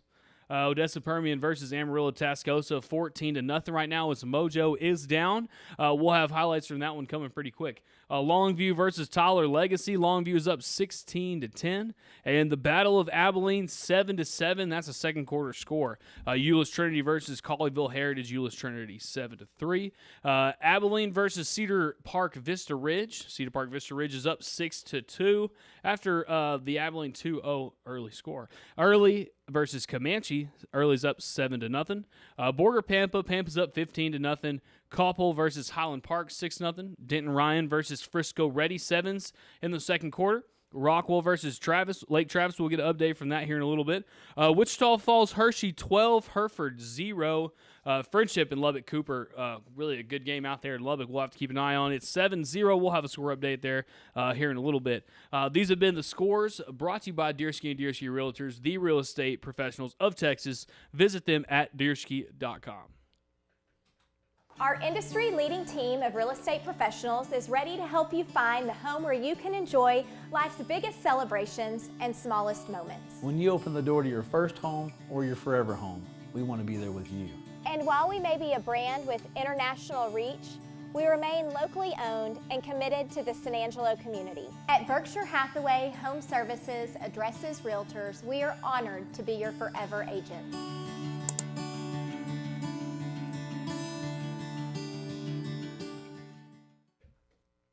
All right, Matt Trammell running down the list of scores for us. A lot of big games going on throughout the state of Texas, especially right here in West Texas. We're going to keep an eye on the San Angelo Central Bobcats as they are down 24-3, Trammell? Is that the last one we heard with that? Yeah, halftime 24-3. So we'll kind of keep eyes on that one. Certainly out in out at Ratliff Stadium, the Odessa Permian and Amarillo Tascosa. Meanwhile, before we check in with Ryan Chadwick, let's check out one more highlight with the Lakeview Chiefs and the Sweetwater Mustangs here. Tony, if you want to go 2-3, let's check out what we got here, presented by AFCO Steel. And looks like Sweetwater kind of muscle their way in there. They're going to keep on rolling and moving all the way in there. That's a rough and tough play. Lakeview, you gotta push them back. They're trying. Number 9, go run and jump up in there. Come on, buddy. All right, one more time. Looks like Sweetwater just kind of muscling their way through there. All right, we come back to the desk, and it's 24-3 if you're just tuning in with us there at San Angelo Stadium, the Central Bobcats and the Austin Vandegrift Vipers. It's not looking good for the Bobcats right now. We do have Ryan Chadwick, our resident Bobcat connoisseur. Tony, let's go ahead and bring Chadwick in. Ryan, thank you so much for joining us. I know this is a tough game for you to watch. Tell me, how is this one kind of gone south for the Bobcats? How's it going, Manny? Well, it's several things, in fact. Mental mistakes on the special teams, an inability to do a simple thing like get a snap down to the punter or staying in your lanes when you're covering down on a kickoff. To the secondary of the Bobcats just aren't communicating. They're leaving receivers wide open down the field. They're not wrapping up missing open field tackles. The defensive front of the Bobcats actually look really good. They're creating good pressure on the quarterback. They have a sack, and Vandegrift never, they don't have a run game tonight, but they don't need one. The passing game is just so easy for them right now that it's frustrating. Let's put it that way. Yeah, Chadwick, man, appreciate you being out there tonight. And it's a tough ball game just to watch. Tell me, as far as is there hope for the Bobcats in being able to kind of resurrect something in the second half? If the Bobcats execute on offense, they can put some points up there. We've left some points on the field tonight, and it's evident. But other than that, the defense needs to sit down, discuss their game plan, and start communicating with each other in the secondary, because the secondary is the problem right now. They've had a couple good plays, pass defended here and there, but for the most part, the gashing big plays that go for a lot of yards, like these receivers are wide open. It's either like a tight end trickling out of the backfield, or just a receiver streaking across the middle, like just wide open. So I think that if the Bobcats communicate a little better, that it can stop the bleeding. But I'm not going to take anything away from Vandegrift tonight. Like, this is a good team. This is a state-ranked team, and this is a much-needed wake-up call for the Bobcats if they're going to have any hope to play deep into the playoffs this year. Yo, so Tyler Hill, he's been running the ball pretty well as far as I've been seeing. Maybe do they need to throw it more, or do they need to like spread the ball a little bit and have some other running backs run it? Tyler Hill has 3 carries tonight. When he's ran the ball, he's been successful, but it's the running lanes aren't there like they were last week. This defensive line for Vandegrift is much better than Montwood's was. Hill needs to settle down just a little bit, and which he has, like in the pocket, because his throws were a little bit errant at first. But I'm telling you, this defense is good. They're covering up the receivers. They're stuffing the running lanes. Navarrete has already recorded 10 carries. So I guess give a couple more running backs a try. Like Navarrete's not playing bad, but like the Bobcats are just going to have to execute perfectly. If they don't execute perfectly, it's going to be hard for them to move the ball. All righty, Ryan Chadwick, our resident Bobcat connoisseur. Hey, Chadwick, we're hoping for a better outcome in the second half tonight. Oh, yeah, same here. All righty, well, we will see you after the game, my man. Best of luck to you. Best of luck to the Bobcats in the second half. We'll see you after the game. All right. The Bobcats down 24-3 against state-ranked Austin Vandegrift. And, it's just kind of one of those nights. As Chadwick says, I mean, they're leaving points on the football field. This defense is kind of struggling against this Vandegrift team. And, let's just put it this way. I mean, Vandegrift, they're a good football. I mean, they're not state-ranked for nothing, Trammell. I mean, yeah, and, Central, they've played some decent teams. And it's kind of like what Chadwick says. Maybe, I don't want to say a wake-up call, but at least, you got to know where you're at as a football team. You got to know what level you are, and if you aren't at the level of these state-ranked teams, at least so you can get better to get there, So I think they know that they're capable of beating teams like they did the last 2 weeks, but maybe they'll take this one on the chin and say, okay, well, now we know the level we need to play at, and we can improve it or, evolve to get to that level. Well, something's bound to happen. We'll see what happens in the second half, see if Coach Crane in this Central offense, Central team can just pull it together, if you will. All right, let's bring you some highlight action from the Mustang Bowl in Sweetwater as we're gathering some additional highlights of this one here. Tony, if you want to go 2 to 3 in here, and let's show you this one here. I'll tell you what, folks, a heck of a play. Look at that catch. Oh, get up there. Yeah. One more That's time. what we like to see. Climbing the ladder saying, I got this, coach. Hey, maybe you could probably put it in a better spot for the QB there, but hey, make him look good there. That's what we like to see. Yeah, not too bad. So do you think they're going to score on this draft, Tony? Manny? Let's come back to the desk. It's I will say this: it's been an effort. They are efforting something to get down in there, and let's see. I believe. In fact, let's go back to Sweetwater, and we'll show you as they get in the Mustang 30-yard line here. Another ball. Nice And that was catch. A nice one right there. Kind of have some room to maneuver. Gets all the way down to the 30-yard line, Manny. Yeah, not too bad. Look at that. Well, not too bad at all, especially for the Lakeview Chiefs. Looks like you're moving the ball a little bit. Yeah, we'll take it. The Chiefs doing some past good the right now. 50-yard line. Yeah, one more time. We'll take another look at it. Caleb Price efforting these highlights tonight for us from the Mustang Bowl in Sweetwater. Tony, let's come back to the desk. All right, so we'll see what happens with Lakeview. They are down 7-2. That play puts them inside the 30-yard line of the Sweetwater Mustangs.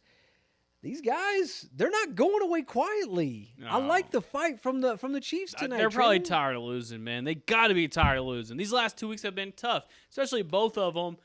They've really been on them. It's not that they've been out of games. They've just put themselves in bad situations. Mm-hmm. They've been turning the ball over. They've been having miscommunications, bad snaps, dumb penalties. Now, maybe they're ready to turn some pages. Maybe ready to get on the win column. Yeah. Well, it's getting that. I think Sonia Ramirez Munoz, she was the only one who picked Lakeview to win tonight. I don't know. Could she possibly know a little something that we don't know? Hey, she's, she knows what the North Side's about. She knows what's up. All right. Looks like we'll give you one more highlight before we check in on the scores, an update of the scores with Matt Trammell. And let's see. Let me get this one ready here. All right. So looks like, I'll just say it this way. If you want to go 2-3 here, too. All right. So Lakeview unable to really do anything there. So the defense back on the field, and there goes Sweetwater. Yeah, just kind of back on the grind. And look at that. See, QB Manny, keeper. you jinxed them. I jinxed them, man. I am so sorry for the kids on the north side right there. I certainly did jinx them on that play. But tell you what, that is a good-looking run. Tony, let's come back to the desk here. So we'll see what happens there. All right. Sweetwater gets the ball. They are now inside Still the Lakeview 7-2? 30-yard line. 7-2. Yes, it is. So I know we're working in the second quarter of play, so we'll see what kind of happens there as this one develops. All right, Trammell, let's go back to the scoreboard there presented by Deersky & Deersky. Yeah, definitely. And we'll even start with what we just saw. We'll start with Sweetwater and Lakeview. Second quarter now, 7-2. Anyone's ball game. Sonia, hopefully you're right, and the boys from the north side can come and take it. All right, here we go. Next one, Ira and Eden. They're about to get started. Wall, Midland Christian. Remember, they got canceled because of COVID. Another one, Odessa versus Lubbock Coronado. This was last night, 52-35. That one's final. Lubbock Estacado versus Canyon. That one's final as well, 16-13 Canyon. Lubbock Monterey and Midland. They ended up losing this one, 23-21. Friendship, Lubbock Cooper. That's a first quarter score at 7-0. Wichita Falls versus Hershey, 12-0. Wichita Falls, Hershey. Abilene versus Cedar Park, Vista Ridge, 6-2. Vista Ridge. Euless Trinity versus Collie Heritage, 7-3. Euless Trinity. Abilene Wiley, Abilene Cooper. That's the Battle of Abilene, the small schools at least right there, 7-7 in the second quarter. Tyler Legacy versus Longview, 16-10. Longview's got that one in the second quarter. Richland Springs, they've already got their game taken care of, 66-32 as they beat Coolidge. Andrews versus Midland Greenwood, the Rangers are losing by 1, 7-6, but it's in the second quarter. Georgetown versus Liberty Hill, 14-7. That's a Liberty Hill score right there. Albany versus Hamlin, 34-0. Albany's up in that one. Crane versus Winters, Crane 7. The Blizzards, nothing. That's halftime, but there's still plenty to go in that one. Winthrows versus Archer City, that one's zeros. Cristoval versus Sonora at halftime. Cristoval's up 21-14. Aledo versus Arlington Heights, 35-0. Aledo. San Angelo Central versus Austin Vandegrift. This is a halftime score. We're going to have it the whole night, 24-3 right now, but maybe there could be a Bobcat comeback.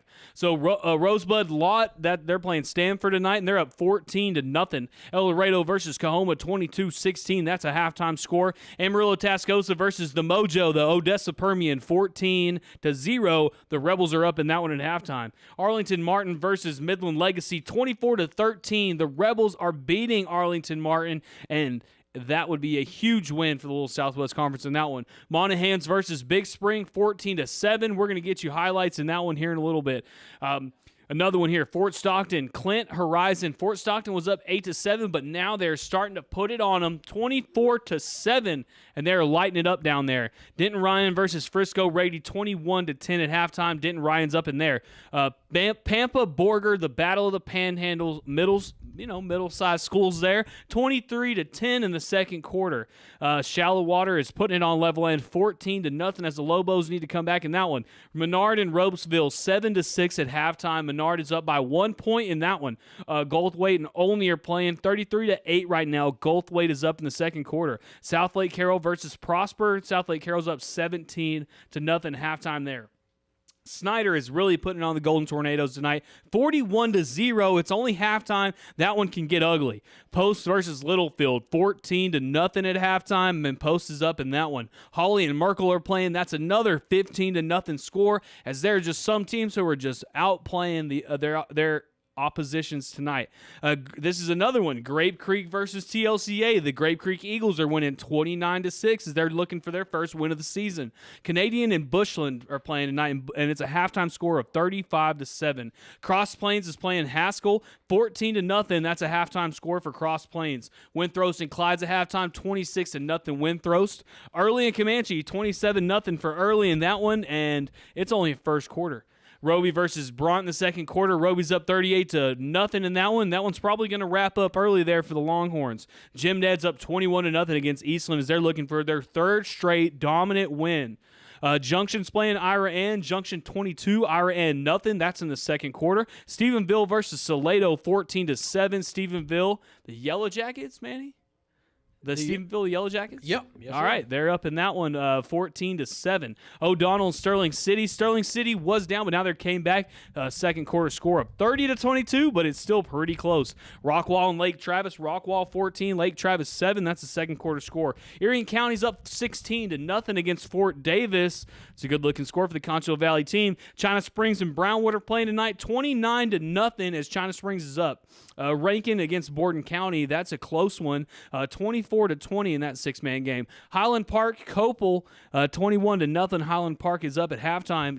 Water Valley is really putting it on Garden City, 38-8. They're looking to wrap this game up early, second quarter. And Colleen Shoemaker's playing Kerrville Tivy, second quarter, 14-all. Rochelle Paint Rock. Rochelle already ended this one, 52-0.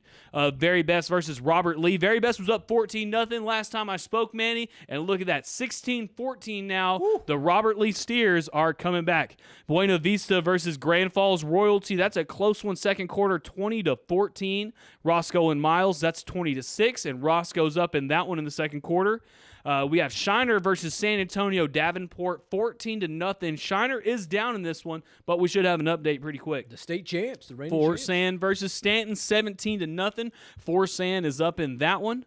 Ballinger versus Colorado City. Ballinger looking for the first win of the season, 14-0 right now in the second quarter. San Saba and Mason, they were zeros in the first quarter. Second quarter, we're looking in, and now they're tied at 7. So real good game going down there. Alpine versus Wink, 12-10. Alpine is up in that one. Reagan County 7, Ozona nothing. That's a second quarter score. Allen versus Cedar Hill. Allen's up 21-10 at halftime. Anson and Dublin. Anson 6. The Dublin, I don't know. I was going to say something, but they might not be that team.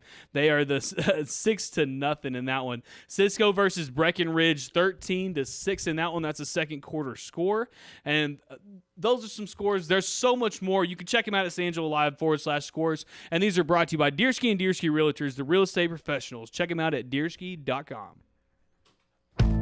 For over 70 years, W&W AFCO Steel has fabricated the steel to frame some of the most iconic structures nationwide. From Soldier Field in Chicago to Cal Field, home of the Texas A&M Fighting Aggies and College Station, what begins in San Angelo is impacting America. All right, Matt Trammell, we're going to need some oxygen over here, the way you're talking over there, my man. All right, let's see. So we're seeing a lot of good things going on tonight. A lot of big scores. Man, some big Class 6A, Class 5A scores that Trammell was talking about in there. We are awaiting some, we're waiting some talk with Isaiah Garza, who's out in Monahans tonight, talking with Big Spring and Monahans. We'll get him on the Zoom call here in just a few moments. And we'll get in on with that, as right now it is, I believe, it is 20-7. Monahans leading Big Spring in that one there, as we kind of get ready to bring in Isaiah Garza there. So here we are. Isaiah is ready to go, looks like. All right, let's go ahead and bring him in, Tony. First and foremost, Isaiah, it's good to see you, my man. Last week you were hanging out with Midland Christian. No Mustangs and Wallhawks this week due to COVID, but you were hanging out on the other end of Odessa and Monahans. Tell us about how we got to 20-7 in this one tonight, Isaiah.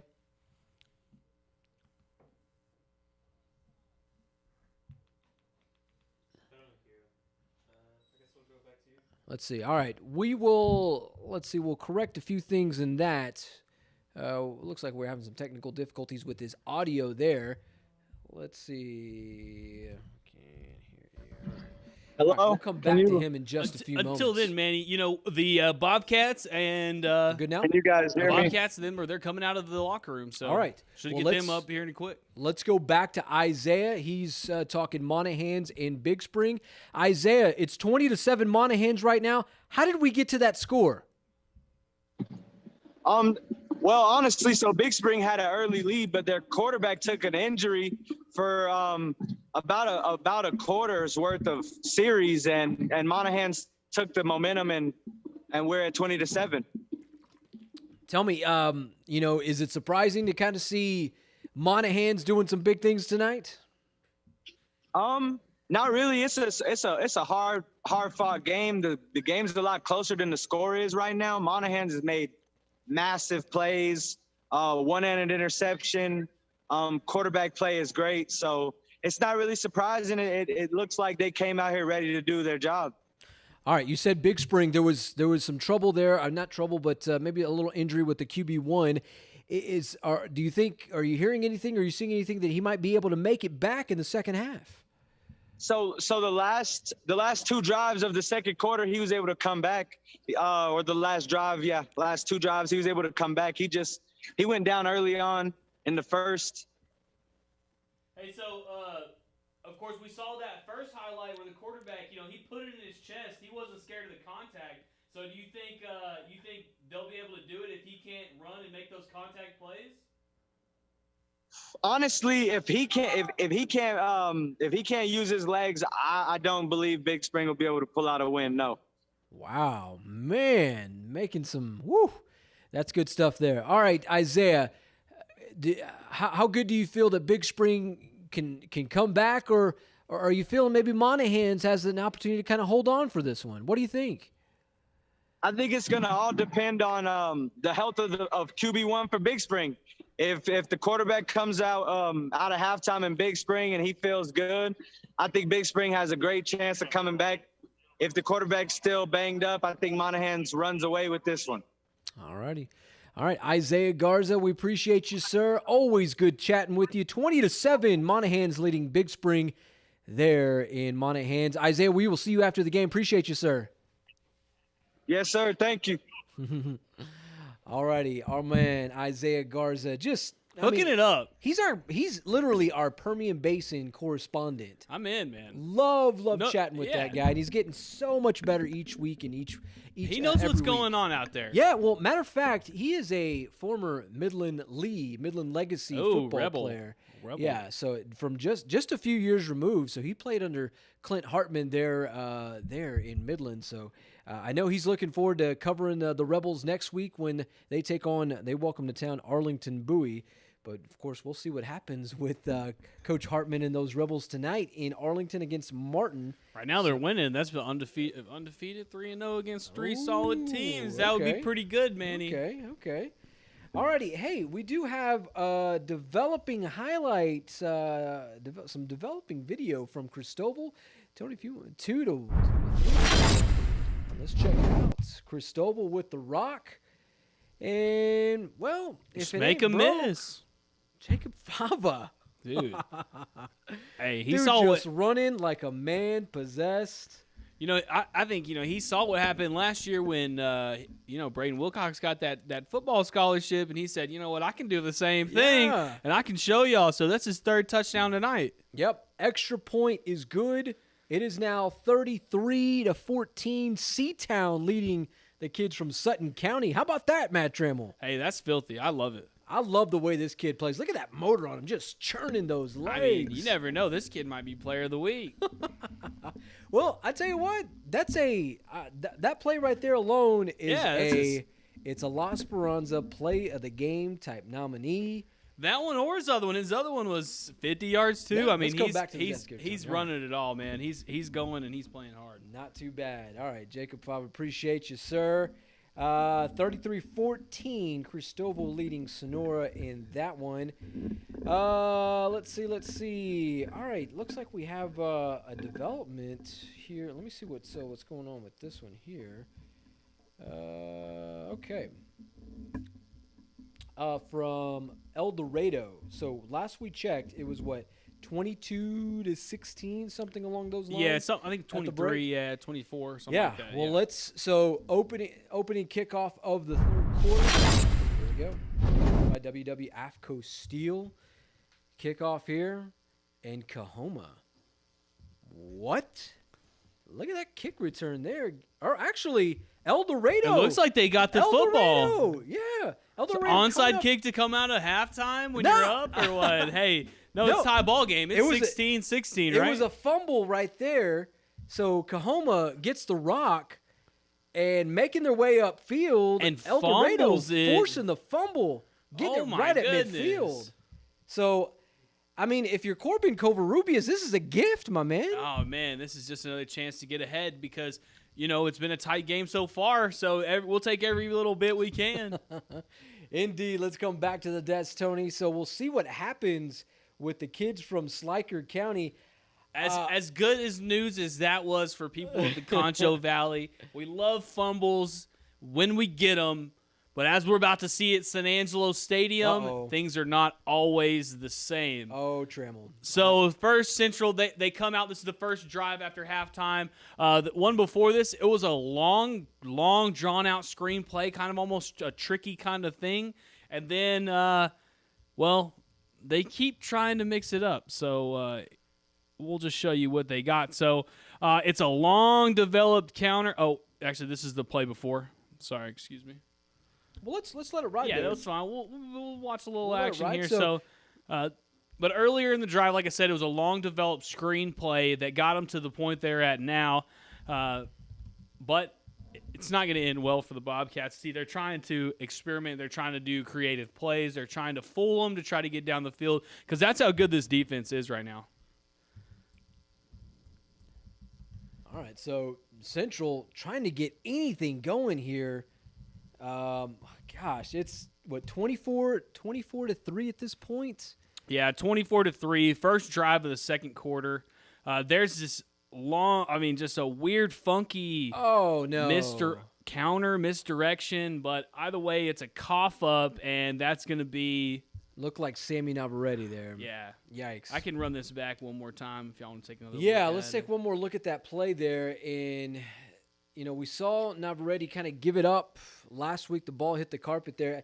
He's a fantastic running back. Just look how long this counter play is set up. This isn't something that we see Central run. They like to run downhill. They like to run inside zones. They like to run just little power screens and dink and dunk, Manny, the dink and dunk. And now they're trying to misdirect, and this is kind of what happens, just a rollout counter. That's, Yikes. it's just That's not tough, what you man. want.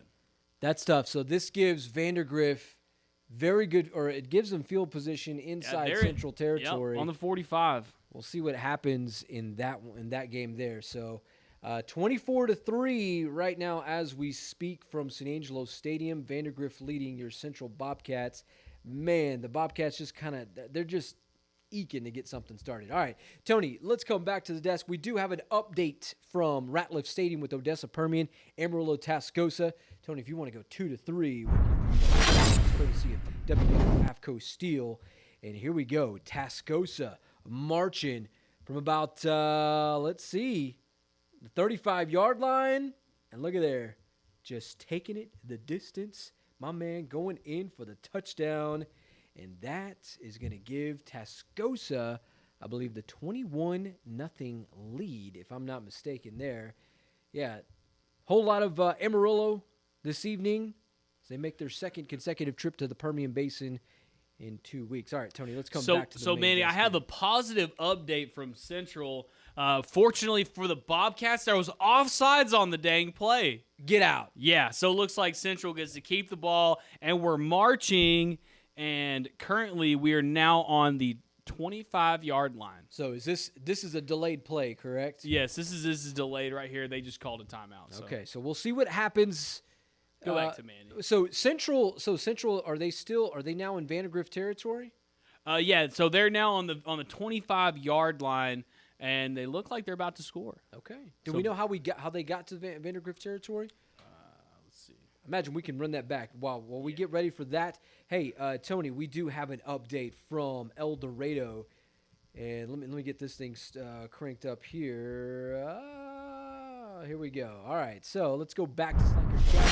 See a WW after the deal. And remember, the Eagles got a big ball. Now let's see if they can do something with it, Manny. Look at this. A little dump-off pass. Hernandez. Oh, put his shoulder down, run right through the guy, right down the sidelines, and that's a touchdown for the El Dorado Eagles to start the third quarter. Look at that. How about this? It's about a 50. I mean, we're counting 50 yards here. I told you, you give Corbin Covarrubias an inch, he'll take a mile. Santiago Hernandez, also courtesy on the work there. Look at that shoulder he put down. Can we watch that one more time? Let's just look at the shoulder. And the kid did not want any of the smoke. Would you want that smoke, Trevor? Oh, man, he didn't want me down there. I'll tell you that. But look at that. Woo. Oh, he didn't even want it. he's- He didn't want it. That kid said, He's taking a pass. You can score on that one. So that's going to bring it up to about almost 30 to 29, I guess. Yeah, so let's, in fact, we'll get an official update there from Slacker County. That is 28-16, El Dorado leading. So I have an update from Xavier Johnson. He says Lakeview's down 21-2 now with 44 seconds left in the second quarter. He says horrible play calling. Okay. Wow. All right. So we do have. Let's check in with. Well, before we do this, let's come back to the desk here. And I know we have. So Mustangs. All right. So let's kind of set the table here. So Lakeview had the football. They were driving. Had to punt on fourth down, Tony. Let's get to this highlight here because it was a blocked punt. Sweetwater taking advantage. There they go in for the touchdown. It is now 21-2. Mustangs leading the Lakeview Chiefs. We're about under a minute to go left in the first half of play there from the Mustang Bowl. All right, Tony, let's come back to the desk here. So, Manny, you said you wanted to keep your eye on this Central Bobcat game. Mm-hmm. We can keep an eye on it because, man, it's just not looking good for the Bobcats. They did, luckily, luck out with the penalty, and they moved the ball all the way to the 25, like I said. But here's going to be fourth down and about 5 from the 25-yard line. So Tyler Hill, he's got the running back to the left and got like a up back to the right and 2 receivers to the top. And he tries the deep ball off the defender's hands, nearly intercepted, but no good. Turnover on downs for the Bobcats. Gosh. Just can't catch a break tonight. No. Just cannot catch a break tonight. Our Bobcat highlights proudly presented by Berkshire and Hathaway Home Services there. All right, so we'll keep you updated in that one. Right now it is 21-2. Sweetwater leading the Lakeview Chiefs. They're at the historic Mustang Bowl, 21-2. We'll look to see if our very own Caleb Price is down for a Zoom call. If he's like Ryan Chadwick, he's probably not too happy about his team that he's covering tonight. Oh, right on. Meanwhile, updated score from Cristoval, 33-14 at the end of the third quarter. So we're going fours right now in C-Town. Cougs leading the way. Manny, your alma there. mater. They're going to get it done. I know. I like what they're doing tonight, and I like how they're playing. It's a lot of fun watching them this season. Yeah, definitely like last season. I mean, they got it rolling over there. Coach O, he knows what's going on. Yeah, absolutely. So, hey, we have an updated score or an updated highlights, if you will, from Slacker County. Tony, you want to go 2-3? WWF deal. Look at Covarrubias directing traffic, 28-16 right here. Oh, man. One more time. I love this kid. He reminds me of a Braden Wilcox. And what I like about him is, he ran that one in, But he hasn't been doing that. He likes his arm, but Man, when he needs to take it, he sees that gap, he does it. Absolutely. I mean, the kid's got speed. He's got an arm. Why not? Look at that. This is the complete package. The pump fake. See you in the end zone, my man. All right. Corbin Covarrubias and the kids from El Dorado, they are leading Coahoma 34-16 with about 8:48 left in the third. So this could be the point, Trammell, where El Dorado begins to somewhat pull away. What do you think? Well, it looks like they already have. If it may not be this point, they may have already done that. Good win probably tonight. It's about halfway in the third quarter. Yeah. Yeah, so there's not a lot of time for them to mess things up. So let's see what happens. All righty. Looks like we're ready to bring in Caleb Price. He's hanging out with the Lakeview Chiefs tonight from the historic Mustang Bowl in Sweetwater. First things first, Caleb, we appreciate you joining the broadcast tonight. It was so much fun hanging out with you when you joined us with the Wall Hawks. Tell us what seems to be the Achilles heel for the Lakeview Chiefs tonight. As far as I can tell, I don't know. I'm kind of like multitasking here, but as far as I can tell, it's really not that far out of reach for Lakeview. Both teams had a couple of penalties here and there. It got really dicey towards the end. One of the late drives in the second quarter for Sweetwater there. But overall, I would say it's the mistakes. Sweetwater is just a little bit more polished, making a little bit more plays. And that's what's going on right now. But yeah, Lakeview isn't playing bad at all, and they're very much in this game. But they're on the lower side of the score. They have quite a bit to make up, obviously, 21-2. So yeah, that's how it's going. What have they been doing on offense? They've been throwing the ball. They've been running the ball. What's up? So with Lakeview, it seems like they're having more success running the ball. Kick returns have been a little bit iffy for them, but they had one long kick return, and they went all the way down into, I think it was inside of the 20. They were unable to convert on that. They missed a field goal on that drive right there. So I would say they're definitely doing well running the ball. Yeah, Caleb, I know it's kind of a weird night for the Lakeview Chiefs. I mean, they're only down 21-2 at this point, heading into the second half, as we are at halftime there from the historic Mustang Bowl in Sweetwater. Do you think there's any life from the kids from the north side to pull out a dub tonight? Oh, I'm sorry, what was that? Do you think there's any life from the Lakeview Chiefs to actually get a win tonight? Do you think they can come back? They can muster something to come back? Well, I'm not too sure about that. Can they? It really seems like Sweetwater is the one that's taking advantage and making the wise decisions, the smart plays. A couple mishaps. That blocked punt towards the end zone over here really did Lakeview in, it seems like. But who knows, if they come back and they've made some adjustments, maybe they can make a comeback. Yeah. I wouldn't doubt it. It seems like special teams is certainly going to be kind of a special kind of thing for the Lakeview Chiefs tonight, wouldn't you say? Yeah, special teams. It's kind of close. The score definitely does not tell the whole picture, but Sweetwater is making more plays on offense, just a little bit more. All righty. All right, Caleb Price. Right now, the Lakeview Chiefs down to the Sweetwater Mustangs 21-2. Caleb, we appreciate you making the trip. We will see you after the game, my man. How about it? All right. I'm no problem. I'm glad to be here. Thanks, Caleb. Appreciate you, sir. We will see you at the end of this one. All right, so 21-2. Manny, there's life. Can I tell you there's life? I don't know. I don't know if you know, but there is life. Let's just see. Can we just check out the screen real quick? Okay, I like where you're going with this, Trammell. We got some life, okay? First, this is it right here. Samuel Navarrete, he comes off that fumble, and look, he's starting to make things happen. Look, he's going all the way to the 10-yard line, and that is going to set up the first touchdown for the Central Bobcats. I like where you're going with this, Trammell. Yeah. You said life. Yes. If you bring it to me. Bring it to me, man. I'm telling you, this thing is it's not beautiful, right? That's not really the goal. But at this point, I think we'll take what we can get with the Bobcats because, heading as we saw that play, it was 24-3.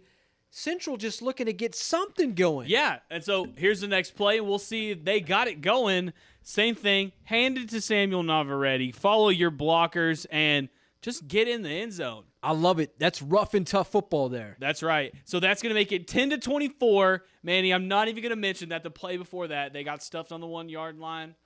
The fact of the matter is the next play they got in, 10-24, there's life with the Bobcats. That's all that matters. There's about 4:33 left in the third quarter. I tell you, Trammell, if the Bobcats, if they can get a stop, I think the pendulum begins to swing, that pendulum momentum begins to swing in the direction. We shall see, fingers crossed, for all the mamacitas out there. Get a rosary going for the Bobcats right now. All right. Hey, we do have an update from Odessa Permian at Ratliff Stadium. And I tell you, if you're a Mojo fan, you're going to love this. Courtesy of WW AFCO Steel. Mojo. And look at this. They're throwing the ball. They're going to throw the football. Not very usual. It makes what? I can't even see the end zone. Everything's green here. Okay. Come on. Can we paint the end zone? Okay, so let's paint this picture for you. So Permian looks like they're going to throw the football here. All right? Looks good. Looks promising. QB1 pulls it down. Myself. Well, ball hits the carpet. Oh my gosh! They pick strolls it up. into the end zone. Permian recovers. Big boy touchdown. Big boy touchdown. Let's go. Let's go. That's what we love to see here. All right, let's come back to cover the desk one here. My goodness, the big boy touchdown for the Panthers. For the Panthers. So, man, I said there was life. 21-7, mind you. Amarillo, Tascosa, Odessa, Permian. Rebels leading Odessa. There's a don't the air. The air may have been sucked out of the stadium in San Angelo Stadium. I can hear the from here. Go on, Manny. No. They kicked the ball off. They kicked the ball off. That's all Central had to do, and this is what happens on the very first play. So they're going to stack both receivers up here. They're not very happy that Central scored. Central's going to blitz a corner and just a handoff right up the gut, and it's not even going to be touched, as that's going to be about a 65-yard touchdown in about 3-second drive. As my old ball coach from Cristoval used to say, that kid's 88 and out the gate. G to the O-N-E, gone, Manny. Wow, so that makes it, 31-3? No, 31-10. Hey, it's 10. We're on the scoreboard, 31-10. 31-10, 3 minutes and 53 seconds left in the third quarter. Man, that's tough. Tough mudding there. All right, so let's get back to Schleicher County. We saw some good stuff with the El Dorado Eagles. They've been fighting all night, though. They've been fighting, but hey, here come the Coahoma Bulldogs. Let's see a WWF Steel. Let's check it out. So Coahoma, right at about, we'll call it the 28-yard line of El Dorado, saying, hey, we're not waving the white flag by any stretch of the imagination there. All right, let's come back to the desk, Tony. We'll get to this highlight That's just a hard-fought battle right there 30, by both teams. 34-22 Coahoma, or it's 34-22 El Dorado leading Coahoma. So how's Coahoma usually, Manny? They're kind of middle of the pack, middle of the road, middle of the pack. Playoff team? Yeah, I think so. Well, we'll see. First round? We'll see. Maybe first round. Not second. They've kind of been that. Yeah. Okay. They've kind of been that. But yeah. So anywho, hey, let's go back to Ratliff Stadium here, and this one. And I think if you were tuning in with that El Dorado highlight, here you go. Let's see a WW after Tascosa with the rock, and passing touchdown, just a rock that he just chunked it across the field. Let's come back to the desk, Tony. So that was a running touchdown there, as it's now 27-7, Manny. And look, we saw Midland Legacy beat them last week by 2 points, right? It Close. It was a close game. It was regardless. back and forth. Yeah, back and forth all night long. And then we see Mojo goes, and they get stomped by them. We got them next week. Whew. How do you think it's going to look? Man, well, if Central shows up like they did tonight, it could be a very, very tough a long road trip for the Bobcats. But, man, if there's anything to tell us about this Midland Legacy team, what they did last week against Amarillo Tascosa, what they're doing tonight against Arlington Martin, wow. Wow. So, Central, they're having a tough time. The defense is getting pounded. The offense is getting shut down. And for the first time tonight, we're going to see something that we haven't seen, and it's unfortunately a Tyler Hill interception. So let's check it out. Here we go, courtesy of Berkshire Hathaway Home Services. What do you got for us, Trammell? Unfortunately, nothing good that I can give you. We got just a double set here. Samuel Navarrete's in the backfield back there with Tyler Hill as he makes his adjustments. He's got a linebacker coming in, blitzing. He gets picked up, but he feels the pressure, just throws it right there. It's a battle, but nonetheless, number 9 for Austin Vandegrift comes up with it. Oh, actually, he didn't, but it's 4th down regardless. They're going to punt. Okay. Trammell, I'm seeing something here. Somebody's saying 31-20 score. They're from San Angelo Stadium. I'm not sure how they arrived at that number there, but no, I don't think that's. I'm not sure that is correct. That's not a reliable number. No, we have boots on the ground there that say otherwise. Yeah, that says 31-10. All right. So Trammell, we're seeing 31-10. 20 wouldn't even be realistic. They had a field goal. Yeah, so we made that's Berta Torres, Emilio Mesa. We appreciate you, but it is 31-10. Austin Vandegrift leading San Angelo Central. So, Trammell, let me ask you this. So, we're seeing Amarillo Tascosa just kind of have their way with Odessa Permian. We saw Midland Legacy do some very good things last week against Tascosa, having their way with Martin. Do you think they're the clear-cut favorites to do some big things in the Little Southwest Conference? Well, yeah, and I never thought that Odessa Permian should have been number 2. I wasn't a big fan of them last year. I didn't understand, how they ended up, winning as many games in the district as they do. I know we don't have the strongest district in the world, and that's okay. But, I think San Angelo Central is better than Odessa Permian, and I think that, we have a good chance of beating them this year. And other than that, you got Friendship, not very good. Abilene, just average. And then from there, it's like, you're really falling off. So I think to say, Midland League definitely has a chance to do something in the Little Southwest Conference, but that's just because that's just, not very strong. It's the AFC South in here. Texans, Jags, Colts, and Titans, That's not much to that's worry. not a bad assessment to put it there like that. Yeah, man, it's if there's a team that's probably the clear cut to just do a lot of good things right now in the Little Southwest Conference, it is Midland Legacy. They are the absolute favorites to win this district. We'll see what happens with them down the stretch. McKylan Young, boss. All-state player right there, and it's hard to be all-state when you're in the 6As, but. That dude is for real. Runs with a purpose, to say the least. What goes on with him? So Manny, I got another one. So Central, they had to punt the ball after that last 3rd down play. This is the very first play after the punt. So if I'm showing you the highlight on the very first play after the punt, it cannot be good. So we'll just check it out. It's not a touchdown, but they're gonna fake the pass. And they're just going to let this thing fly out to the wide open man in the slot. It's going to get all the way down to the 22-yard line. And, Manny, it's going to set them up for a chance to score out here. Oh, man. All right, so things not really boding well for the Angry Orange tonight. It is what, 31-10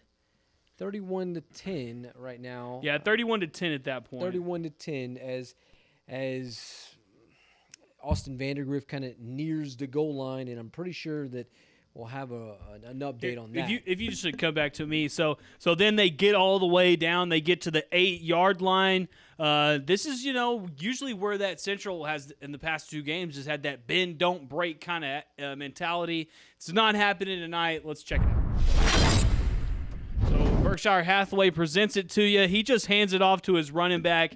3 guys have their hands on him. Not one of them brings him down. That's going to break the score to 38-10. Minute 35 left in the third quarter. Man, all right. It might be, you never want to wave the white flag or say that a team is going to be waving the white flag anytime soon. But Trammell, don't bust out your trick plays, man. Don't bust them out. This game right now is not district, just worthless at this point. We're not ready for that. They're down They're down 4 possessions, 4 touchdowns right now. So that's kind of tough mudding there. All right, so, hey, mind you, we were talking a lot about this Abilene-Cooper, Abilene-Wiley ball game tonight. In fact, I think if we kind of go back to who picked who in this, Yanis and myself were picking Abilene-Cooper, while Trammell, I had the Bulldogs. Yeah, he's going with the kids from Wiley. So, update from the Deerski and Deerski scoreboard, 17-24. Cooper is up. In fact, I will show you. I got video here courtesy of Principal Tyler Edwards, my good friend, my old television friend from back in the day. In fact, let's show you here courtesy of WWF Steel. And here we go. Cougs with the ball. And, I tell you, this team, not a bad running football team, as they showed a little bit of that against the San Angelo Central Bobcats in the scrimmage. QB1. Yeah, knowing what to do with it. Look at this guy taking Bulldogs with him. In there. Big play right there. Yeah, that's how we got to 24-17 in that one. Man, what a ball game there from South Abilene. Let's take one last look at it, folks, as it's a QB1 sneak. This Abilene-Cooper team saying, we are the team of South Abilene. Forget these Wiley Bulldogs. It's a QB sneak. Well, not a QB sneak. This is just a flat-out run to the end zone and taking kids with them. 24-17, Abilene-Cooper leading Abilene-Wiley right now in the third quarter of that one. All right, coming back to the desk here, Tony. Trammell, thoughts on tonight, my man? It's been a wild and crazy night for a lot of different football, teams. But unfortunately, for the most part, as we've seen in the scoreboards and we seen in the highlights, everything's looking a little one-sided. I want to see some competitive football. We saw some with El Dorado and Coahoma, but I want to see some more competitive football. The Central game was not competitive tonight. Yeah, it's still not even over. So it's. I never want to bang on the Bobcats or the Chiefs, but tonight's been kind of a dud. Yeah, we wore a lot on the chin tonight for the Concho Valley. Yeah, that's for sure. All right, hey, we do have an update from Ratliff Stadium. I'll set the table here for you. So as we go into this highlight, it was 27-7 Amarillo Tascosa. Okay, right here, Odessa Permian saying, hey, don't turn out the lights on us just yet. Get in the end zone, and it is now, 27-14. Those fullbacks, man, just the magic man. Yeah, let's see that 1 more 20-yard time runs there. into 3 yards and 2-yard runs into 3 yards. Make everything 3 yards. Yeah, and these two teams, that's just what they do. That's their bread and butter kind of football, rough and tough football there. So, all righty, so it's 27-14, Amarillo Tascosa leading Mojo. All right, courtesy of WWF Steel. So the fourth quarter just started at San Angelo Stadium, so 1 quarter left. It's 30-3, 30-10. Wow. So not looking good for the Central Bobcats, but hey, it's never over. Yeah. Hope maybe there's some fourth quarter magic lined up for the Bobcats. You never know. We will remain optimistic in this one. All right. Hey, Tony, let's go back out to Schleicher County, courtesy of WWF Steel. Check out these El Dorado Eagles. Look at Corbin Covarrubias to Cooper Metter. Dang. I can't. I'm amazed by this guy, dude. He has got a cannon on his arm. I can't get over Corbin Covarrubias, man. He just steps back there. That's like a Vince Young, Mike Vick kind of throw, just nonchalant. One more time. But Cooper Metter, he's made, mind you, he's a football player. He's also a rodeo man. Man. Hey, go get it, cowboy. Go get you some, cowboy. So we got a that's game call. We're almost there. We are almost there with that. Game call, dog. All right. So, hey, let's. Can I show you? I got a highlight from the Central game. This is the last play of the third quarter. Remember, I said there was life, and then there wasn't, and then there wasn't again, and there wasn't again. There's still no life, Manny. Unfortunately for the Bobcats on this one. Let's just roll the tape. So Tyler Hill, they got to make anything happen. This is just going to be a slant, and then just turns into a tip drill. That's an interception for Austin Vandegrift there, and he's going to run that thing all the way back to about the 35-yard line. They're set up in good position right now to start the fourth quarter. Okay. All right. So we'll see how that one shakes out. Michael Bullard giving us the final score there from the south end of Tom Green County. The Cristoval Cougars victorious tonight over the Sonora Broncos, 33-14. Cristoval now 2-0 all time against Bronco Nation. I'm loving that, and I love what my hometown Cougars are doing. So big things coming up for them down the pipeline. Hey, before we get you some scores for the night, a score recap, let's go back to Schleicher County. We saw Corbin Rubius throw a deep bomb to Cooper Metter just a few moments ago. Well, here's Corbin handing it off. And look at this young fella go in for the touchdown. You mean there's more than one player on the El Dorado Eagles? It didn't seem like it all night. I tell you, these kids are stacked, Trammell. Hey, I'd like to see that. Hey, so are they still ranked? Ranked number 10 in Texas. Hey, they could be going up this week. I foresee it. They will crack. They will get in the top 10 this week.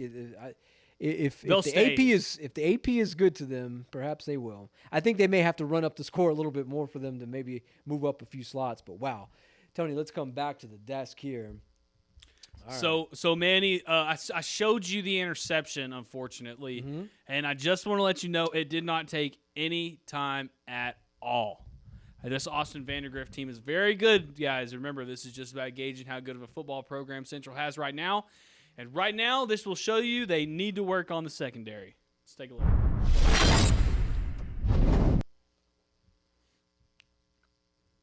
So the quarterback's just going to roll out, and he has time to even stop, fall down, pick it up, and then a wide open man right in the back of the end zone.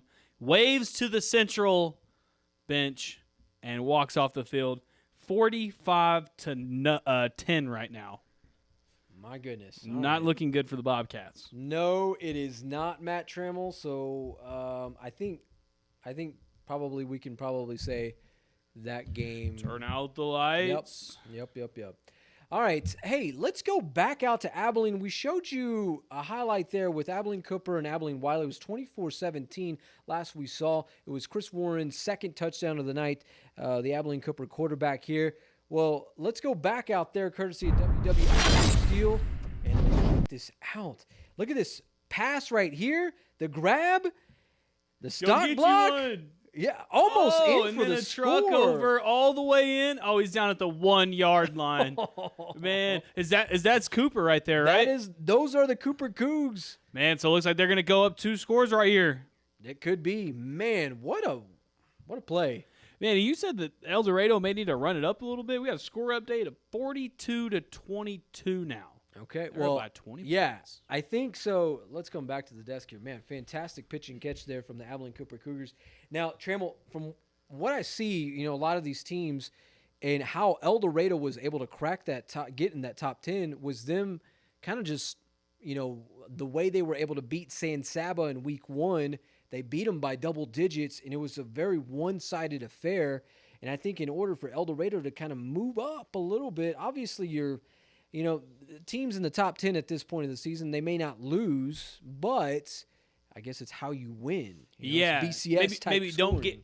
don't get 22 hung on you. Right. Yeah. Maybe keep them down a little bit. Maybe keep scoring 40. So if they're able to kind of maybe keep things down at that 22 and get back on the scoreboard. A few more times I say that as like it's very easy and charismatic. Well, it is. They for make them. it look easy. Oh yeah, so. dude, that guy's slinging the rock tonight. He's probably got every bit of 400 yards. Corbin Covarrubias, I tell you, that guy. I'd say if I was a betting man, I'd put my money on him that he is that district's MVP this season, if not the early favorite. You better watch out, though, because you remember another team in that district, Cristoval Cougars, who Jake Fava had 3 running touchdowns tonight. And Jacob Fava's in those small towns, they like to give it to them running backs. Yeah. Jacob Fava, he's somebody that can tote the rock. That's for sure. For those Cristoval Cougs. So at the end of the third quarter, as we go into the fourth, with El Dorado and Coahoma 42-22, Eldo leading the way. So, man, it's been a lopsided night for some. I guess it's for everyone tonight. Yeah, there ain't been one. We really haven't seen game. What's the closest game we've seen? Probably that Cooper and Wiley. Legacy and Martin. I guess you can say, the way Permian is, they're not out of this game just yet. It's, 27-14 at this point. So we'll see kind of what happens with these guys down the stretch.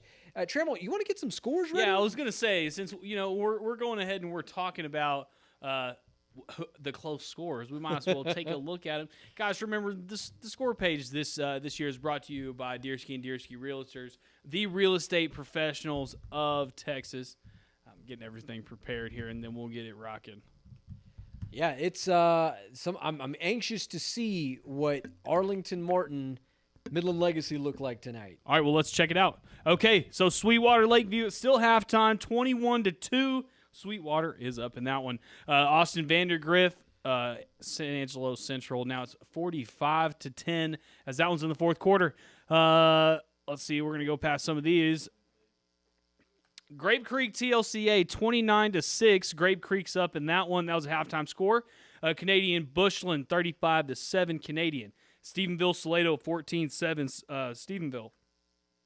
Lubbock Friendships beating Lubbock Cooper 14-7. Monterey beat Midland last night 23-21. Goldthwaite beat Olney 33-8. Cristoval's up 33-14. That one is actually final now. Cristoval ended up winning that one. They're going to stay undefeated this season. San Antonio Davenport 14, Shiner 7. Shiner goes down. That's the defending state champ, Trim. That's not complete yet. That's a halftime score. So Alpine versus Wink 20-10. Wink, that's halftime. A lot of these are going to be in the halftime. Reagan County 7, Ozona 0. Dublin versus Anson 7-6. Dublin. Cisco Breckenridge 13-6. Cisco. Ropesville versus Menard. That's a fourth quarter score, 14-7. Ropesville. Menard was winning this game throughout. Snyder Lamesa. Snyder 41. Lamesa nothing. That's third quarter. Hawley Merkel is the third quarter, 28-0 at Hawley. Cross Plains at Haskell 14-7. Cross Plains. Amarillo Tascosa is putting it on Odessa Permian 27-7. El Dorado Coahoma 34-22. Do we? Is that up? Yeah, we saw 42-22 El Dorado in the fourth quarter. Right, fourth quarter score. Colleyville Heritage versus Euless Trinity, 20-6 Euless Trinity. Winners and Crane, this has been tight all game. This is the tight game, man, that we've been talking about. This one's 14-14 third quarter.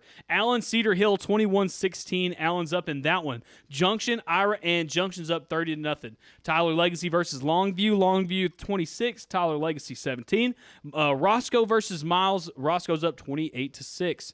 Cedar Park Vista Ridge versus Abilene. I told you, Manny, you cannot ever trust those Warbirds. 19-9 as Abilene High's losing. Forsan versus Stanton, 31-0 Forsan. Arlington Martin Midland Legacy. Here it is, Manny. 31-21. Legacy is still keeping that pace going. I tell you, the Rebels are for real this season. So it's people asking in the comments, what's the Ballinger score? Here it is right here, 20-0 against Colorado City. Man, what they're going to get their first win of the year, it looks like. San Saba Mason, this one was tied at 14. Now it's 21-14. Mason's up in that one. Abilene Wiley, Abilene Cooper, 24-17. Manny with Cooper up. Is that still the updated score? Yeah, that is still what we have here at this point. All right, Midland, Greenwood versus Andrews, 14 apiece. Rosebud Lot versus Stanford, 21-14, as Stanford's down in that one. Monahans and Big Springs. Monahans is now up 28-7 as they're running away from Big Springs in this one. Albany versus Hamlin, 50-0. Albany winning that one. Clint Horizons losing to Fort Stockton, 24-14. Rochelle's beating Paint Rock, 59-7. That one's final. Georgetown and Liberty Hill, that's a tight one, 14-13. Liberty Hill's up by 1 in the third quarter. Wichita Falls Hershey versus Hereford. Hershey's up 18-7. That's in the third quarter as well. Denton Ryan versus Frisco Reedy, 28-10. Denton Ryan's up in that one. Aledo Arlington Heights. Aledo's up 51-0. Pampa and Borger 44-10, and the Harvesters are up in that one. Shallow Water 42, Levelland nothing. As man, my Lobos just getting smoked over there. Rankin versus Borden County. Rankin's up 30-26 at halftime. South Lake Carroll's up 24-0 against Prosper. Sterling City's up 62-30 against O'Donnell. As that game was close when it first started, but now Sterling City has pretty much taken over. Winthrow's Clyde 33-7. Winthrow's Erie County Fort Davis. Erie County's now just putting it on them 32-8. Early Comanche. Early's up 41-7 at halftime. Jim Ned 27. Eastland 0. Jim Ned is just continuing to roll teams third quarter. That's what they do. Grand Falls Royalties losing to Buena Vista 42-22. Lake Travis is down to Rockwall 31-28. China Springs is beating Brownwood 43-7. That's a blowout. Water Valley, Garden City, the Concho Valley team winning 54-8 in that one. Highland Park's playing Copel 21-6. That's a fourth quarter score for Highland Park. And Colleen Shoemaker is beating Kerrville Tybee 31-14. Roby beat Broughton tonight 46-0. Robert Lee is up against Very Best 36-21. And these and many more scores will be on SanAngeloLive.com/scores. Remember, this is the Deersky and Deersky Realtor scores page. Brought to you by Deersky and Deersky Realtors, the real estate professionals of Texas. Go to Deersky.com. For over 70 years, W&W AFCO Steel has fabricated the steel to frame some of the most iconic structures nationwide. From Soldier Field in Chicago to Cal Field, home of the Texas A&M Fighting Aggies and College Station, what begins in San Angelo is impacting America.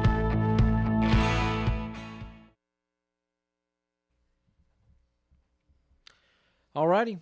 Hey, I think it's great stadiums. I know we're kind of all over West Texas, all over the state of Texas tonight, bringing you the goods. And hey, we saw earlier tonight with Monahans and Big Spring, and I tell you what, folks, when we saw kind of an updated score, it's now 28-7. Let's show you how Monahans has got to this point here, courtesy of WWF. Check it out. And Garza boots on the ground for us here. Monahans with the rock. That QB1 taking matters into his own hands. And that'll work. It is now 28-7. Monahans leading the Steers tonight. Yeah. All right. Coming back to the desk here. Like I said earlier, Manny, that's the Big Springs I remember. Well, I mean, you know, as Isaiah talked about earlier tonight, I think what it kind of boiled down to was the QB1. You know, it wasn't a struggle. It was him kind of getting hurt. We saw in that very first touchdown where Big Spring went up a score 7-0. The kid just bulldozed kids. He dump trucked them into the end zone. He was a big cat. He's a big guy. He was a big kid. So, I mean, it's whenever your QB1 gets hurt, man. That's never an easy thing. And hopefully he's okay, and hopefully they're good enough to bounce back for the rest of the season here. So a little update on the Bobcats. About 4 minutes to go left in the game. They are it's 3rd and goal, but it's from the 13-yard line. So we got a timeout. They're going to reassess. They're going to figure out what play they're going to play on 3rd down, and let's see if we can't get in the end zone. All right, let's check it out, courtesy of Berkshire. We're still waiting on it. They're in a timeout. Yeah, we're still waiting on it. All right, so let's come back to that one there. Let's see. It looks like, hey, I do have an update from the Mustang Bowl in Sweetwater. Let's check this one out here. Looks like courtesy of WW Outdoor Steel, Lakeview doing some driving. Hey, that's getting what we like behind to the see. wheel.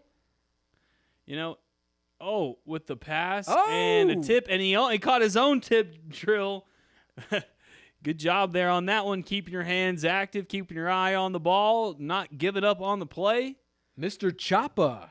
Get to the chopper. Hey, getting a little closer. It looks like they're on either 10 or 15-yard line there, man. Yeah, they're getting very close. We're crossing our fingers, hoping that the next highlight we get is a Lakeview score. So we'll see how this one kind of develops. Let's come back to the desk here, Tony.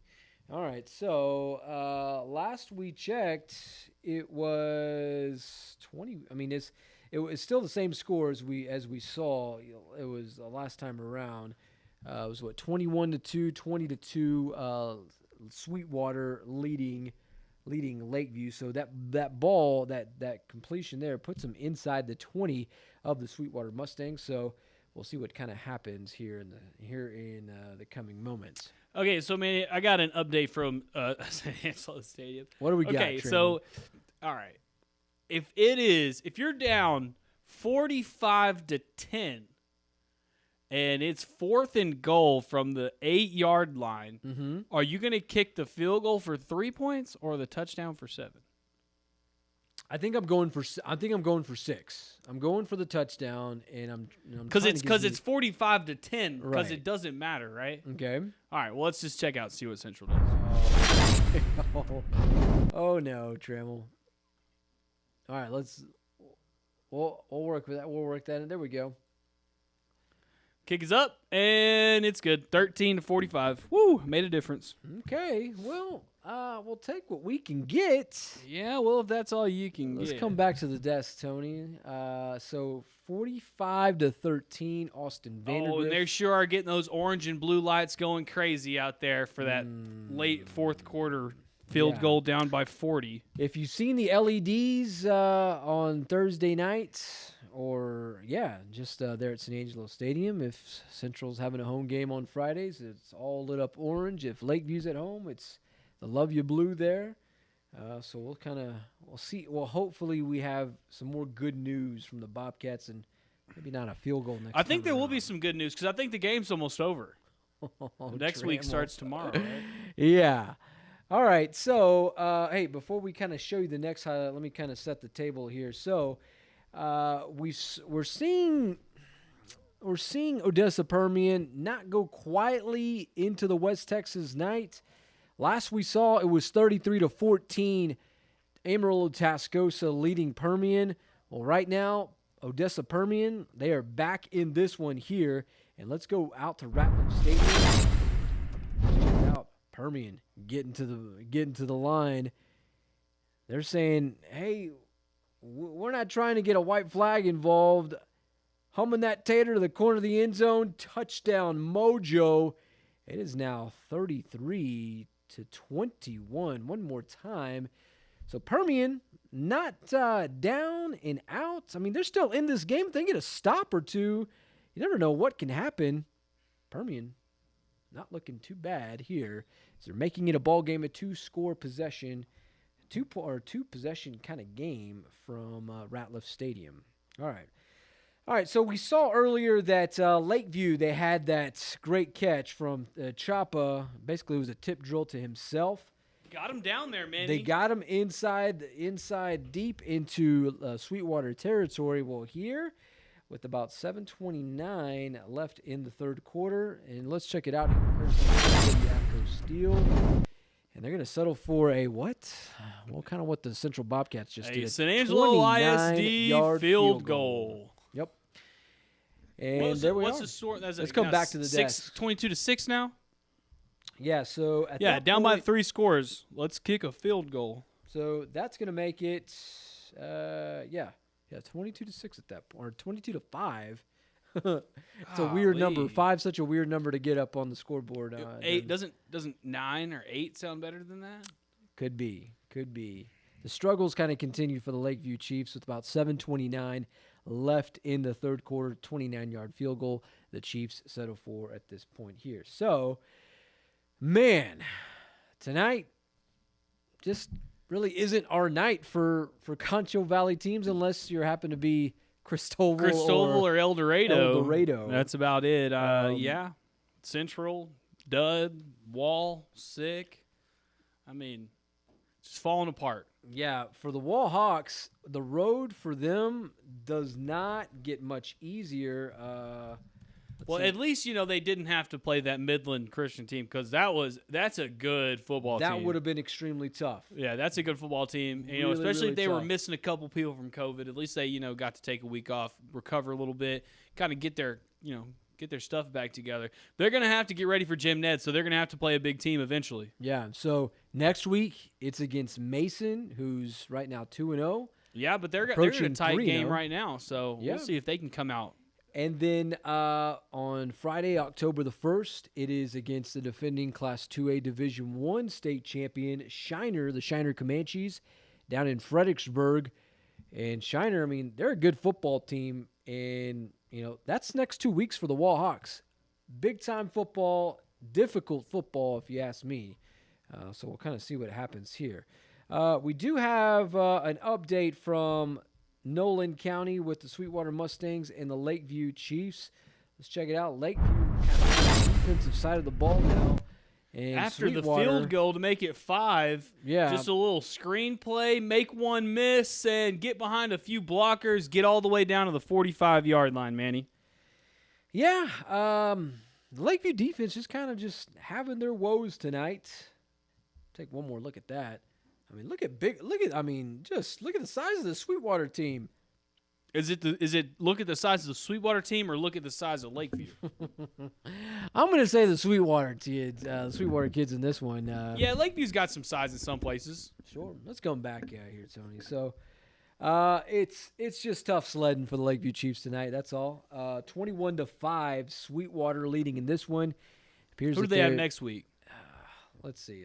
That's a darn good question. I believe they might be back at home. Let's see. Lakeview, they get. It is Snyder. They get the Snyder Tigers here at San Angelo Stadium. That's a tough team, man. Yeah. They played pretty good last week, and I'm pretty sure that they are playing pretty good tonight. I want to say they're probably taking care of the Lamesa Golden Tornadoes tonight. Oh, yeah. They was 45-0. Yeah. So Lamesa beat Lakeview. that was, yeah. Yeah. If we're playing that game, it might not be a good outing for the Lakeview Chiefs, but we will have all the highlights here on the Cover1 live show. Yeah, but that's at the end of the day, that's why you play the game. I didn't play the game for that reason. I tell you what, I played the game to win. You play to win the game. This is why I'm sitting here upset over these field goals with 2 minutes left when you're down by 3 scores. So I didn't play the game for that, Manny. Yeah, play the game to play like El Dorado and Cristoval. I know, and those guys win some games. They're sure playing it. I'm interested. I'm just interested to hear what Kevin Crane's going to say, and we're going to have interviews with him. We're going to have maybe I don't know if Coach Guevara got to make it to the game. That might be another woe for Lakeview. We'll have all kinds of interviews from coaches, so y'all stay tuned and hear what the experts actually have to say, not us. In fact, our very own Joe Hyde is saying thanks. He wants us to give a shout out to the fine folks out in Lamesa, Texas. Thank you guys for watching. We appreciate any viewer that's watching us tonight. As this is Cover1 Live, Manny Diaz, joined by Matt Trammell, always bringing you the goods of Tyler. I'm seeing that this is Tyler Edwards, my good buddy from Abilene. He's saying it's now 27-17, Abilene Cooper, 9 seconds left in the third quarter. So Manny. It could be the Cooper Cougs. We're gonna see. Well, we're gonna have to get something. See whose picks are right. Somebody's gonna have to get something cool. Well, that was Yanis and myself. Well, that's not the only game, Manny. Because I'm pretty sure I got this Central game on lock. I'm pretty sure you did. Yeah, I think that one's gonna go my way. But. All right. Hey, speaking of Lakeview and Sweetwater, we do have an update. And if you're a Lakeview fan, well, you may want to turn away because here we go. WW AFCO Steel. And Sweetwater, He QB pulls it, keeper. and he's just going to keep going, make one miss, make two miss, make three miss, and basically walk into the end zone. There's no one there. 26-yard touchdown. Man, Manny. I mean, that doesn't get much easier than that. Just made it look easy on his way into the end zone. And, yeah, so that's, I believe, let's come back to the desk here, Tony. So that's going to make it 27-5, Sweetwater with 6:06 left in the third quarter. Yeah, so that one's done, and official word that just came in. Central game is officially over, so good news for Central. The game's over. They don't have to give up more than 45. 45-13, so. Okay. Well, hey, so we do have one update. I know, in fact, we're getting an update here from the south side of Abilene. It was 27-17. It is now 30-17. Let's show you how the Cougs got that. Now that's a field goal you kick late. Yeah. When you're up. Here you go. So, courtesy of WW Avco Steel, the kick is up, and it is good. 30-17. You know, Abilene Cooper, they beat Abilene High last week. They're going to beat Abilene Wiley tonight. Is this the best team in Abilene? I think you're probably making that type of argument. Yeah. 30-17, about 5 minutes left in the fourth quarter. Abilene Cooper leading Abilene Wiley. So, yeah, I mean, if you want to talk the best team in Abilene right now, Abilene Cooper Cougars. It has to be, right? Because they won both. They beat Abilene High last week, taking care of Abilene Wiley tonight. Yeah. And that didn't used to be a game. I mean, this is probably – that series started back in 2018. It was whenever Abilene Wiley first went up to Class 5A Division II. Yeah, man, when they were in the Class A Division 4, that was when I saw them in 14 and 15. Yeah. Bro, that's not even funny. They would run us like 70-0. I remember we played at Shotwell one year. Wait, which one's Odessa? Ratliff. So we played Shotwell the first year, Ratliff the second year. Ratliff on Thanksgiving 2015. It is sleeting snow. I remember that. It's freezing, wind blowing everywhere.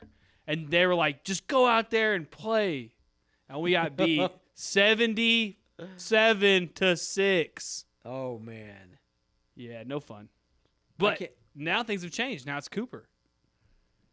So. Cooper Cougs. Go Cougs. Kind of the kings of Abilene right now. Didn't used to be that way. Used to be an Abilene High kind of town. I'm not sure if we'll ever see that Abilene High, Abilene Wiley matchup. A little too far of a space there, but from what we saw, they don't look too far apart. Yeah.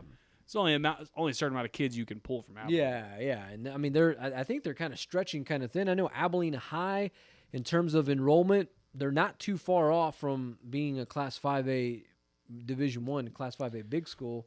They're teetering that line. Then you look at, week 2, our week 1, our guest Joe Hyde, how he says that Jim Ned is just like what does he say? The metropolis or whatever the heck he says. Joe Hyde was giving us economic development in the south end of Abilene. It's booming over there, so that's where all the good kids maybe are moving in Abilene. I know, yeah. Because they're good. If you take a drive, from San Angelo going through Winters and eventually hitting Tascosa, you'll see it. Abilene's building out south. Definitely so. Hey, let's get an update from Monahans. Last we saw, it was Monahans kind of just, creeping into this one and taking some, taking a lead or extending the lead. Let's go back to Monahans. Tell me who you are. But here, Monahans with the rock. QB1 dialing things up. He's been doing it all night. Let's but just for see him how do it long? Again. And look at this deep ball here. Interception though by Big Spring, and he entered. What just happened? Did he get the ball back? It looks like some extracurricular activity. I know it was an interception on Big Spring's part. It looked like he just kind of heaved it downfield. 14. Look at the size of this kid. That's a face mask all the way. So. Extracurriculars going on there between Monahans and Big Spring. There you go, though. Little fight from Big Spring. It's not over yet. All right, let's come back. There we go. All So right. we just got word that our Bobcat connoisseur is on his way down here. So Okay. y'all stay tuned. We will have Ryan Chadwick on here pretty quick. All righty. Also, interviews from Coach Crane and coaches from just across West Texas. Right on. So updated score between Monahans and Big Spring. Right now it's 28-13. Monahans with about 10 minutes left in the fourth quarter. So we'll kind of see how this one plays out. I mean, we saw Big Spring kind of coming into week 3 white hot. Not red hot, but white hot. 2-0. But as Trammell would say, that's the Big Spring I know. The Big Spring that he knows. I mean, there's good thing there's only 4 teams in that district. Yeah. Same as Lakeview. Well, it's been tough. It's been just one of these bad things to watch, certainly. Right now, 2:37 left in the fourth quarter between Tascosa and Permian. It is 39-21 Tascosa. They have now extended that lead. Let's show you how Tascosa got to this point. Let's go back to Ratliff Stadium. Let's check this out here. So Tascosa, the pylon cam here. Nice little angle right there. From Jacoby Swearington. Tascosa gets in the end zone. Hey, what a nice now that's a nice shot right there. If you're going to get a 1-yard shot, you might as well make it look nice. Especially when you get these hogs down here who are just gonna make a bunch of mess right there on the goal line. So touchdown, Tascosa. It looks like they're just gonna handle Mojo in this one. Yeah, 39-21. This could be the end of this one. Tascosa just kind of having their way with Mojo tonight. Let's come back to the desk, Tony. All right, so not a whole lot. I mean, that one. I mean, I don't know really what I was expecting out of that one, Trammell. I mean, I think I was just kind of just wishing upon a star that Mojo would come up and do something against Amarillo Tascosa. But, I mean, those kids, they are what they are at Tascosa. Yeah, and I think they are what they are at Permian, too. I mean, this isn't the same. These aren't Friday Night Lights days no more. I mean, This Permian team's good, but they're still running the triple option, and they're a big 6A. It's tough, so kind of at least gave you a gauge on where we'll sit, and we'll even know a little more next week when Central plays Tascosa, and we'll exactly see how we are against Permian and Midland Legacy. Right. Yeah. I mean, with Permian, Booby Miles, Mike Winchell, those guys ain't coming back, and I don't see any guys that are looking like them anytime soon. Maybe I'm wrong. I hope I am, because we talked about it a lot last season that it is a lot better when Mojo is relevant. And tonight, man, just not really looking like the 80s of the Mojo teams of yesteryear. Hey, updated score from El Dorado. Trammell, you ready for it? Yeah, let's hear it. 56-29 Eldo. 3:23 left in the fourth quarter. You said they got to pile it on. Yep. They're about to hang 60 on them. Maybe if they can get to 70. If they get close to 70, I think it probably warrants some movement in the state rankings. Maybe so. Yeah. So we got someone commented on our Facebook. Remember, comment. We like to talk to y'all. So Ace Acevedo, he asked, is any update for Sonora and Cristoval? Manny, hit him with it. Oh, Ace, I'm sorry, my man, but all C-Town, all my hometown tonight. 33-14, Cristoval up on the kids from Sutton County. So the Battle of 277. Yeah. The kids closer to San Angelo won. Right. So we're going to see like 3 renditions of the Battle of 277. The highlight's too big. Yeah, it is too big. Who do you think's the best one, though? So, well, I'm not going there just It's not yet. Bryant. Is that safe to say? That it's not North 277? It's probably all in the south end. Yeah. Okay, so if we're talking this corridor to the 277. Now, if you go, north of Abilene into Holly, Anson, I mean, Holly's a different animal, but nonetheless, if you're talking it back this way, so we saw the first, edition of this with Cristoval and Sonora. Here in a few weeks, you're going to see El Dorado in Sonora in Eldo, which was a fantastic game last year. And then, of course, the district championship game for the past, ever years. Yeah. So I think, this Cristoval El Dorado game, it's really going to decide. I mean, obviously it's for a district championship, but if you're like the nerds like us, it's going to decide who's the biggest and baddest team on Highway 277. Yeah, I mean, I don't know if it's the nerds. It's just the Concho Valley people. They just want to know. It's not? It's like when Wall and Mason play every year. Yeah. For some reason, people just want to know who's better out of those two. Right. That's almost like half state championship for them. Who won that year? Right. Hey, Trammell, I know we've been seeing, some doom and gloom from the kids from Lakeview tonight, but hey, we do have an update from the Mustang Bowl in Sweetwater, and if you like good plays from the Lakeview Chiefs, I love good plays. Here you go, Tony. Let's run the tape. How about a little handoff action here? And hey, get behind your blockers, kid. Not a bad looking run. Tony, let's come back to the desk. How far do you think it was? It's probably a good 20-yard run, maybe 20 plus. I think we'll say 20 plus. Yeah, we'll say that. Yeah. Hey, what do you say? I mean, I know we're kind of closing things up here, and it's. I mean, it's kind of one of those nights. It's a slow night. Yeah, I don't know if it's just a slow but night. Just everyone's getting their butt whooped around here, Manny. I mean, there's. I'm trying to be optimistic. There's Trammell. no. I mean, the only action we're seeing, nothing good for Concho Valley teams. So, I think the Cristoval game. Maybe we can get some more El Dorado highlights. I don't know. That's about the only thing that I can. Get me I think that goose is cooked. One thing I am excited though for is in about 10 minutes when Ryan Chadwick walks in here and he's gonna be red as Midland Lee's shirt behind you. Oh yeah, because he's gonna be upset and he's gonna be mad and he's gonna be fiery hot about these Central Bobcats. I expect him to be far from optimistic about things, or at least him being on the happy side of things. Yeah, Chadwick's a realist, so we'll see what he's got to say. I think that's what we have to appreciate most about Ryan Chadwick is he just tells it like it is. So of course, why not? That's kind of all of us around here. Hey, before Chadwick gets in, you want to do a rundown of scores? Let's do it. Yeah. So I tell you, I'm really eager to see, continue to see what Midland Legacy is doing tonight. I'm hoping that they can wrap up a dub tonight because that will mean a lot for them heading down the stretch of the season, especially next week against Arlington Bowie.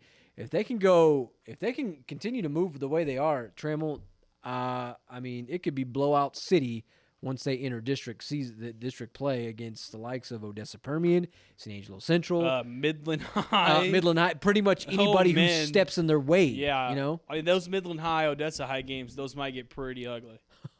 So, anyways, let's go ahead and run the scoreboard. Remember, the scoreboard is brought to you by Deers King Realtors, the real estate professionals of Texas. We're going to start El Dorado, Coahoma. This is one of our favorite games tonight. As we got a Concho Valley team that kicks some butt, 56-29. That one's winding down.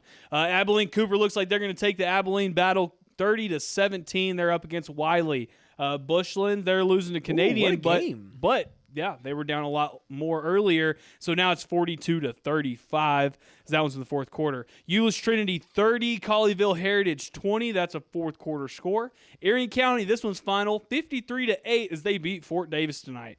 Midland Legacy, Arlington Martin. Here it is, Manny, 37-35. This thing is going to go down to the wire. I knew it, man. 2 weeks in a row. Like I was calling this game, and I tell you what, I struggled. I have been struggling all week long to get somebody to help us out with highlights from that.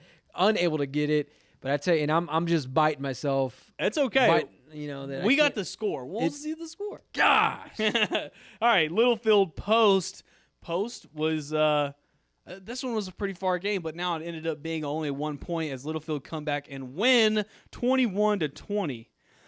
Fourth quarter here in Abilene as they came back against Cedar Park Vista Ridge. The Warbirds. What the heck, man? 23-19. That's a big comeback for the Warbirds. It's not over yet, though. It says fourth quarter.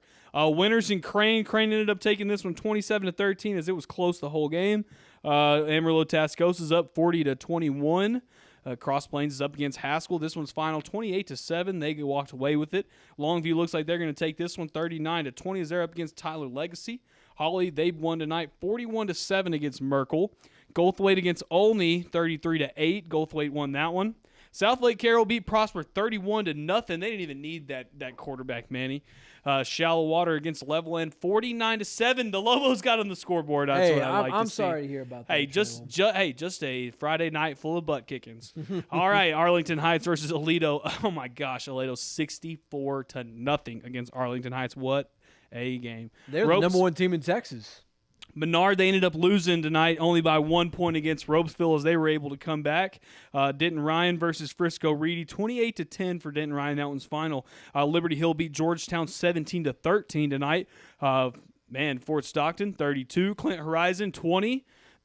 Allen versus Cedar Hill 28-16 as Allen looks like they're going to wrap that one up. Clean Shoemaker looks like they're going to beat Tybee 31-21. That's a third quarter score, so there's still a lot of time in that one. Final here from Snyder Lamesa 55-0. Lakeview's got to play them next week as they lost to Lamesa. Oh boy, week 1. China Springs versus Brownwood 50-7. China Springs takes that one. Lido, Alpine, and Wink. This is a third quarter game. It's 20-17. Okay, it's pretty close there in that one. Stephenville, Salado, 31-14. Stephenville looks like they're gonna take that one. Hey, look, Eastland finally got on the board. They were down 28-0. Now 34-6. Fourth quarter there. Dublin, Anson, 14-6. Dublin's up by only one score. Winthrop versus Clyde. 39-7. Clyde's losing that one. Grape Creek, the Eagles, the Battle of the Eagles. 35-14. Grape Creek's up in that one. Reagan County versus Ozona, 7-6. Reagan County's up in that one. Pampa and Borger, 44-10. Pampa's up. Lubbock Cooper versus Friendship. Hey, this is like the battle of the preppy schools up there. 14-13 as Friendship's up by 1 in that one. Wichita Falls, Hershey 18, Hereford 7. Cristoval versus Sonora. That's right, Cristoval won that one 33-14. Winthrop and Archer City closed because of COVID. Midland Greenwood 21, Andrews 14. Ballinger versus Colorado City. Ballinger 27 to Colorado City's nothing.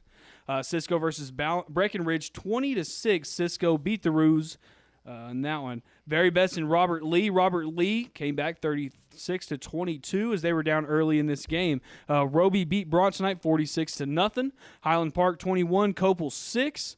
Water Valley 54 as they beat Garden City 8. That one's final. Rockwall Lake Travis. This is a second quarter score, 31-28 Rockwall. Grand Falls Royalty took on Buena Vista and lost 42-22. Actually, that one's in the third quarter. Early is a halftime score of 41-7.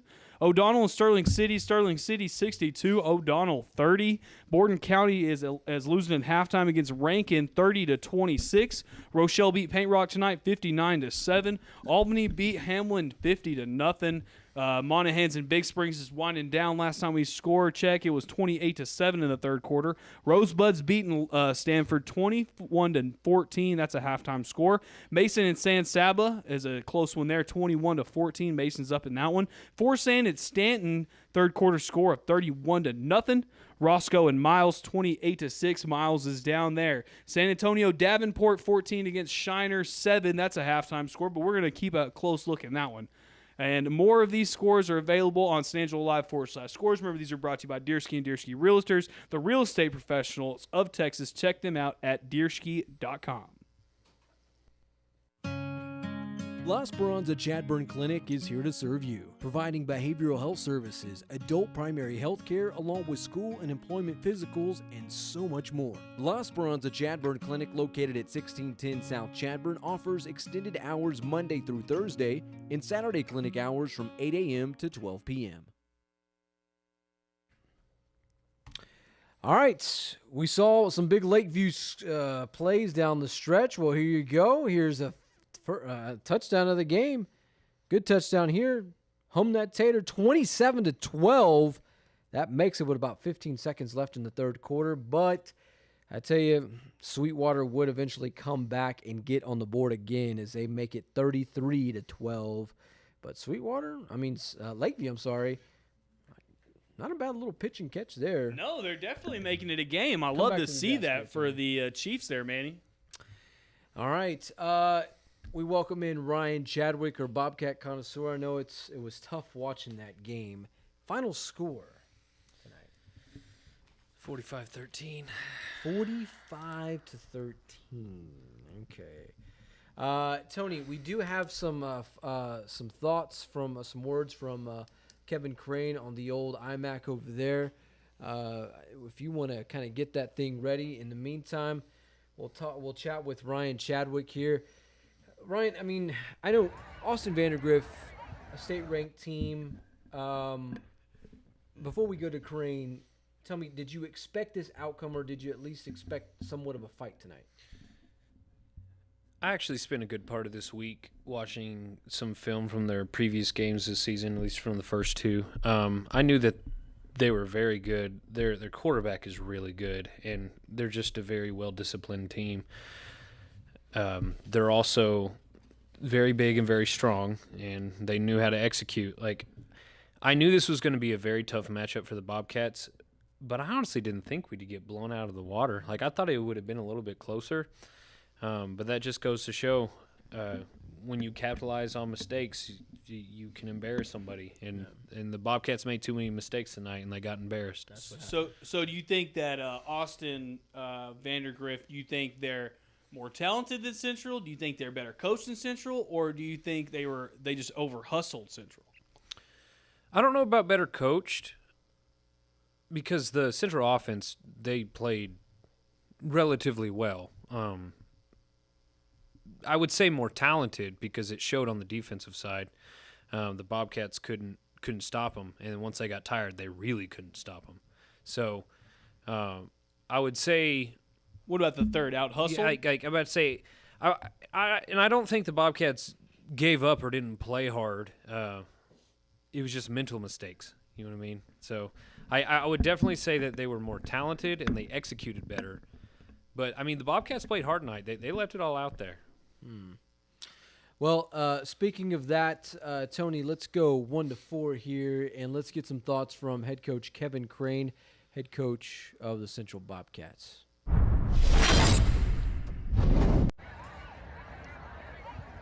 Bobcat head coach Kevin Crane took a tough loss tonight.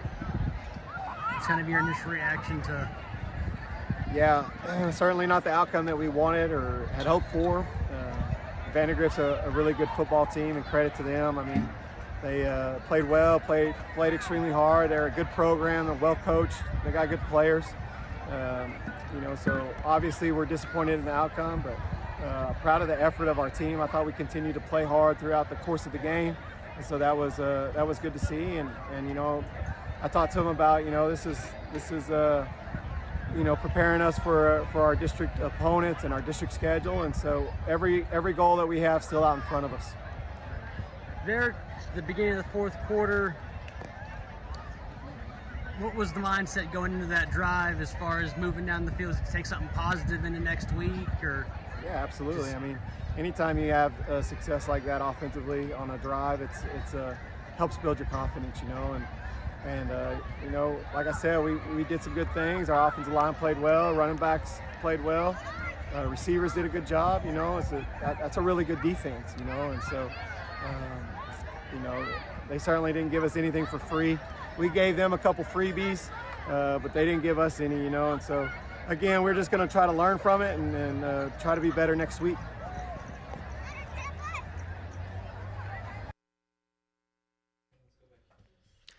All right. I can't imagine that, Kevin Crane, obviously not the happiest of campers there. How can you be? You get blitzed 45-13.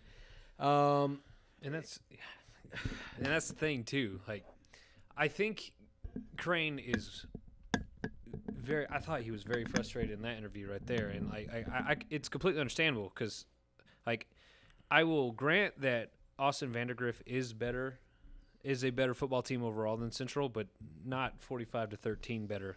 I was surprised that it got that bad. I mean, but when you spot someone 14 points at the very beginning of the game, like that tends to happen. Crane said that Central gave him a couple freebies, and it was more than a couple. It was like 4 or 5. Wow. Because those drives, I think Vandegrift had 2 drives that lasted more than 7 plays. So, yikes. Yeah, it's tough. I mean, But what do you do though? I mean, when you're down that much, you can't just throw it deep every play, and when nothing else is working. I mean, that team they were solid on defense. The defense they were solid. Their secondary in particular was. I think solid. it at least gave. What do you think? Do you think that this gave us at least a chance to gauge on how our program is as a whole, how talented we actually are compared to the other schools that we played? I wouldn't say it puts a ceiling on our talent level because we played like there's a bunch of junior starters out there.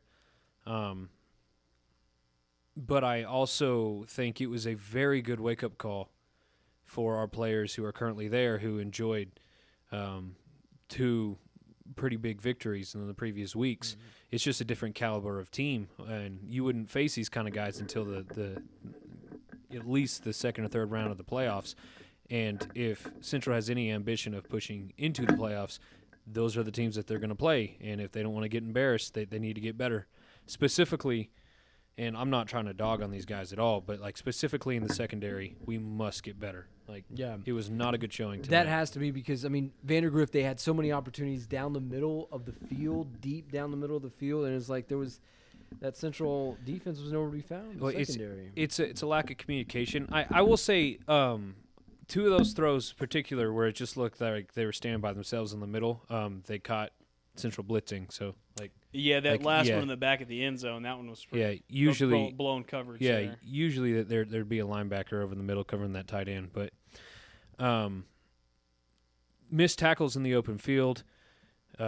These receivers weren't that much bigger than our safeties, and the safeties couldn't tackle. The corners and safeties need to communicate better because there was a couple of those throws that they were just blown coverages. There should never be a receiver running behind a safety ever. Like, if you have safety help over the top, like, the safety needs to be over the top. He can't get beat, and that happened on more than one occasion. Not to mention the defensive line got tired tonight. Like, and you could tell towards the end of the game there was no longer any pressure on that quarterback, and that's when he would just kind of stand there, and he'd throw the ball to the outside for 16 yards. Like, the biggest problem tonight was the average yardage per play that Vandegrift was getting through the air was 16. Wow. 16. Yikes. You can't do that and expect to win a football game. No, you can't. So it'd be like, because we would play great on 1st and 2nd down, and it'd be 3rd and 15, and then they get 25 yards. It's like I don't know if that's a coaching obstacle that you're going to have to face. Okay, how are we going to get our guys ready? I don't know if it's a technique thing. I don't know if our secondary needs to spend a little bit more time in the film room, just getting ready when you're playing a passing team like that. But I'm not going to say they didn't look ready. They just got beat, and they just got beat a lot. Looked a little flat tonight. Yeah, a little flat. Yeah. Talk about QB1. He had those 3 rushes in the first, and he ran the ball well. But he kind of looks a little flustered in the pocket from time to time. Oh, what do you think? It was especially at the beginning of the game. His throws were off target. He was floating everything. Everything was going over the top, and he seemed to settle down midway through the second quarter, and that's when the Bobcats actually started to produce a little bit on offense. And not to mention our running backs actually started, finding some room to run the ball. I want to talk about Sam Navarrete, by the way, or Navarrete, like in here in a second, but. Well, let's talk about it. I mean, he's put the ball on the ground. He put it on the ground last week. We saw a fumble from him this week. The kid runs hard. When he gets the football, I mean, he's running hard. I will say the one he lost, like, he was stood up and it got ripped out by 2 dudes. Yeah, I wouldn't. I'm not putting that one on him. It didn't really count though. They got called back. Yeah. Like, I want to give him the game ball. Like, that's what I'm saying. Like, he had 25 carries, 120 yards rushing. He had that long run at the end of the game to set the score. That he did. And the touchdown. And the touchdown. And he had 4 catches for over 30 yards. So, like, he was the offense tonight. Like, props to Tyler Hill for running hard and stuff too, but, like, Tyler put the ball on the turf as well. Our offense, like, jumped on it when he did. But, like, I want to give the game ball to Navarrete tonight. He ran hard. He had no room for 3/4 of that game, and he put his nose down and he grinded out yards tonight. Yeah. So, like, good on him. Yeah, my hat's off to him. As far as Hill's play goes in the passing game, he he needs a little bit of work on his technique. The interceptions he threw were overthrows. You can't expect a receiver to climb up over everyone and snag everything. One of them was on that slant. That was just kind of a tip drill. Yeah, well, that's what I'm talking about. Like it shouldn't have been as high as it was.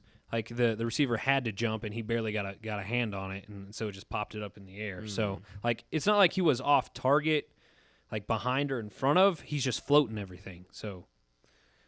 Yeah, tough outing for the Bobcats tonight. If you're just joining us, 45-13 as they fall to Austin Vandegrift. They suffer their first loss of the season.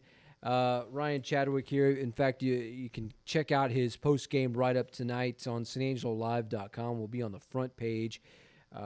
Ryan, before we kind of wrapped up this show, tell us, they have to go up to Canyon next week, the Bobcats do. Have to face a very good Amarillo Tascosa team who pretty much had their way with Odessa Permian tonight at Ratliff Stadium. They doubled them up. What do you think of the Bobcats' chances next week against the Tascosa Rebels? I mean, Tascosa's already shown that they're beatable this year. Obviously, they lost to Midland Lee, and that is the standard for this district. So I expect the Bobcats to practice hard this week, and they better come prepared because it's going to be a good indicator of how district's going to go.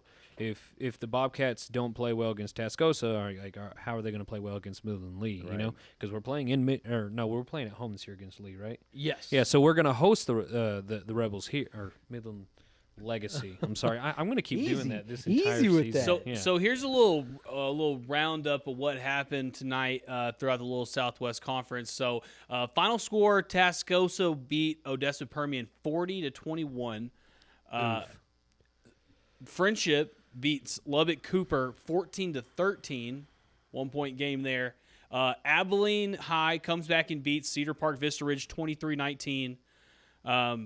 And then the last one, of course, is the game we've all been looking at. Midland Legacy, Arlington Martin, right now, fourth quarter, 43-37, Arlington Martin. Wow. Yeah.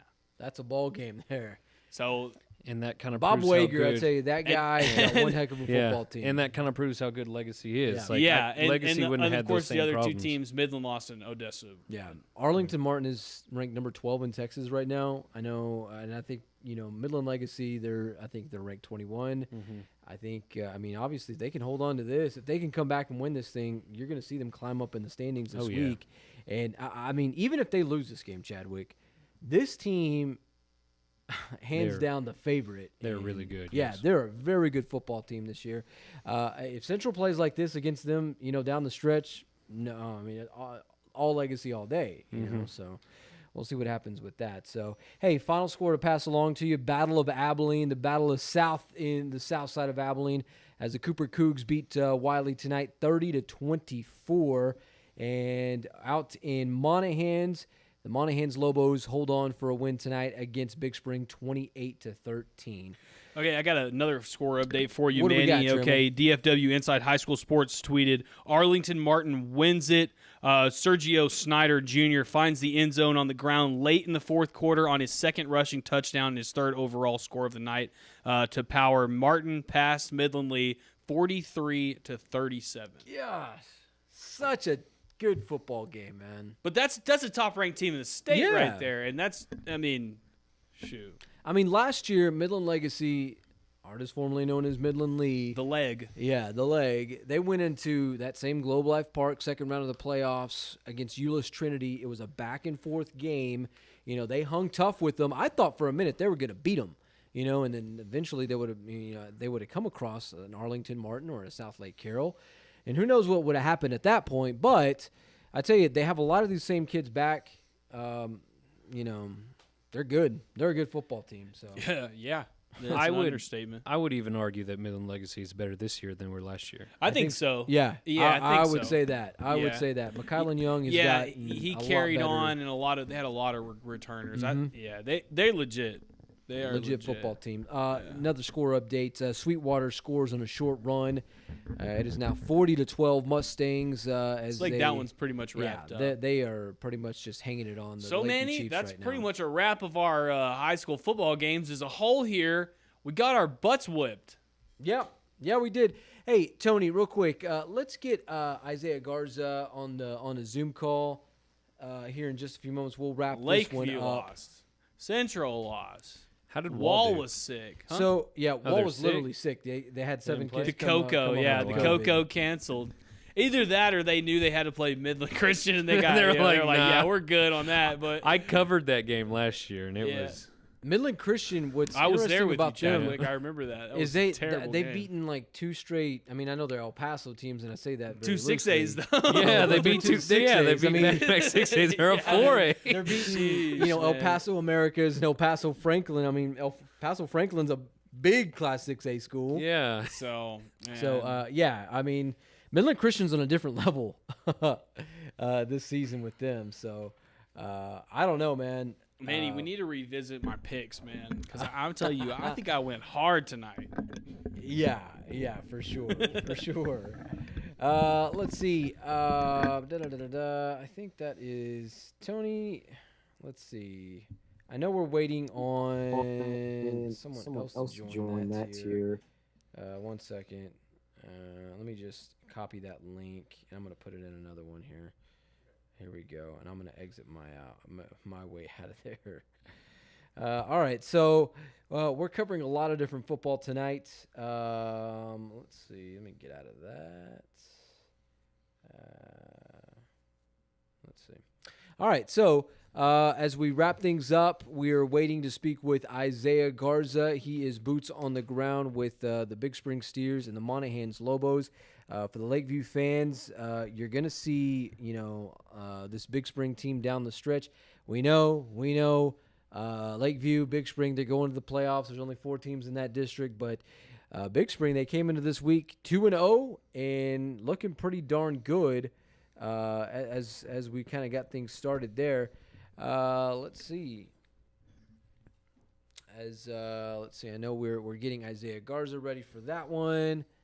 Alrighty, we got him ready to go, Tony. Alrighty. Let's see. All right, Isaiah, how we doing, my man? Good. How are you? Alrighty, let's see. So Big Spring, unfortunately, they came in this week 2-0, and they ran into the buzzsaw that is Monahans tonight, 28-13. Kind of give me your thoughts on this one. I know we talked with you at halftime, and you said that the Big Spring QB1 was kind of, he went down. Was he able to be the same guy in the second half? You know what? He had a good half, but he just wasn't as mobile. He wasn't as physical.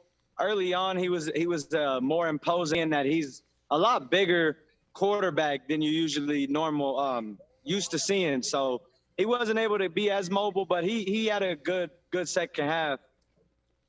The Monahans Lobos. Big Spring. Let's back up. Big Spring came into this week 2-0. White hot, not red hot, but white hot. Do you think maybe it's they kind of just was it just Monahans that was just that much better, or perhaps that Big Spring just didn't have it tonight? I think it just came down to quarterback play. So both teams had big quarterback play. Monahans quarterback was huge tonight, both in the ground and in the air. Monahans just made some big plays when they needed to. I wouldn't say there was Big Spring didn't come to play or Monahans was significantly better. I just think they made the plays when it mattered. Yeah, no, that sounds about right. And we saw that touchdown that you sent us with the Big Spring QB1 just dump trucking kids on his way to the end zone, which was a lot of fun to watch because that kid, he just lowered his shoulder and played. I know Big Spring hasn't been as good as they have been this season. I know you're a Permian Basin guy. You're a Midland League kind of kid, a Midland Legacy kind of guy. Is it nice to see kind of Big Spring making some moves around the Permian Basin there? Can you repeat the last part of the question? Is it interesting what? Is it nice to see Big Spring kind of making some moves and getting some wins there in the win column? Oh, absolutely. So yeah, growing up, Big Spring had the Tannehill brothers, Ryan Tannehill and his younger brother. So they was a solid team. And then I guess throughout now we a little shaky, but I think they're back a pretty good football team, Yeah, no, that's for sure. That's for sure. All right, I got to ask you this, Isaiah. You're a Midland League grad, Midland Legacy grad. I don't know what to call them anymore. I'm just going to call them the Rebels. Man, I know we saw them, and I'm gonna be the bearer of bad news tonight. They fell tonight. What was it, Trammell? 43-37. They lost tonight to Arlington Martin. Tell me, I mean, are you excited to bring Arlington Bowie to Midland next week? I mean, there's got to be excitement in the air, buzz surrounding Midland Legacy this season. Absolutely. There's no challenge too big for Midland Legacy, Midland League. There's no challenge. There's no opponent they don't want to play.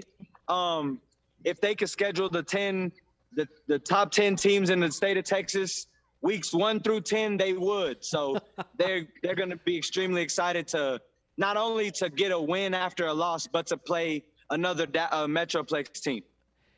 Before we let you go, Isaiah, give us your resume. You're a 2019 grad of Midland Legacy? 2018. 2018. What year? What'd y'all do in 2018? Say that again. What'd y'all do in 2018? So we were 2 rounds. I think we were 2 rounds away from the state championship. I think we lost to Euless Trinity. They ended up coming back and beating us in the second half of a really close game. Wow. Well, I know you're going to be excited to see Coach Hartman next week. You've told me some good stories about him. And we're going to have you covering that game next week for us. We're excited to see you. I'm sure you're excited to be back on that sideline. Yes, sir. Absolutely. I can't wait. I think it's going to be great. Isaiah Garza, ladies and gentlemen, out in Monahans with the Big Spring Steers and Monahans Lobo. Isaiah, we will see you next week. Be well, be safe on your way back into Midland. Yes, sir. Appreciate you. Thank you. Thank you, sir. All righty. Well, he's a Midland guy. He knows what's up in that whole scheme of things.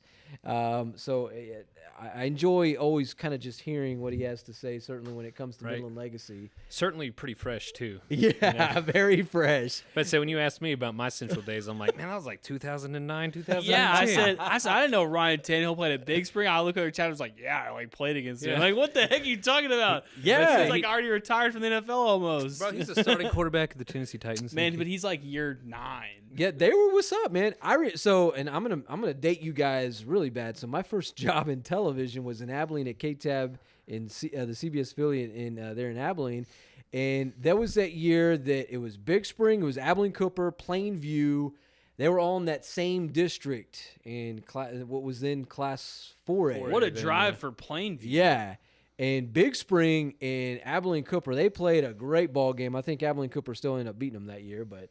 Was one of the Tannehill brothers? Yeah, it was one of the Tannehill was there. Ryan Tannehill? Yeah, I think it was his younger brother. So Central played them my junior year. Actually, we broke his collarbone by accident. So you were a part of that. I was a part of that. I was a part of that. It was me. It was me. Yeah. I can't claim credit for that. I was playing in the secondary, so.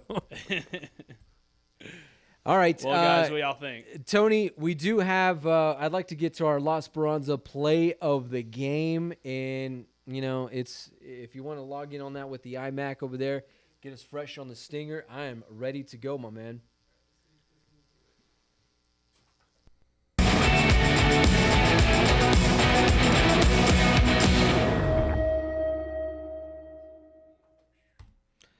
All right, this one coming to us from the El Dorado Eagles, and look at this here. You know what's up with this. This is a little complete Santiago Hernandez. Get off me down the sideline. Nobody wants that smoke. Nobody.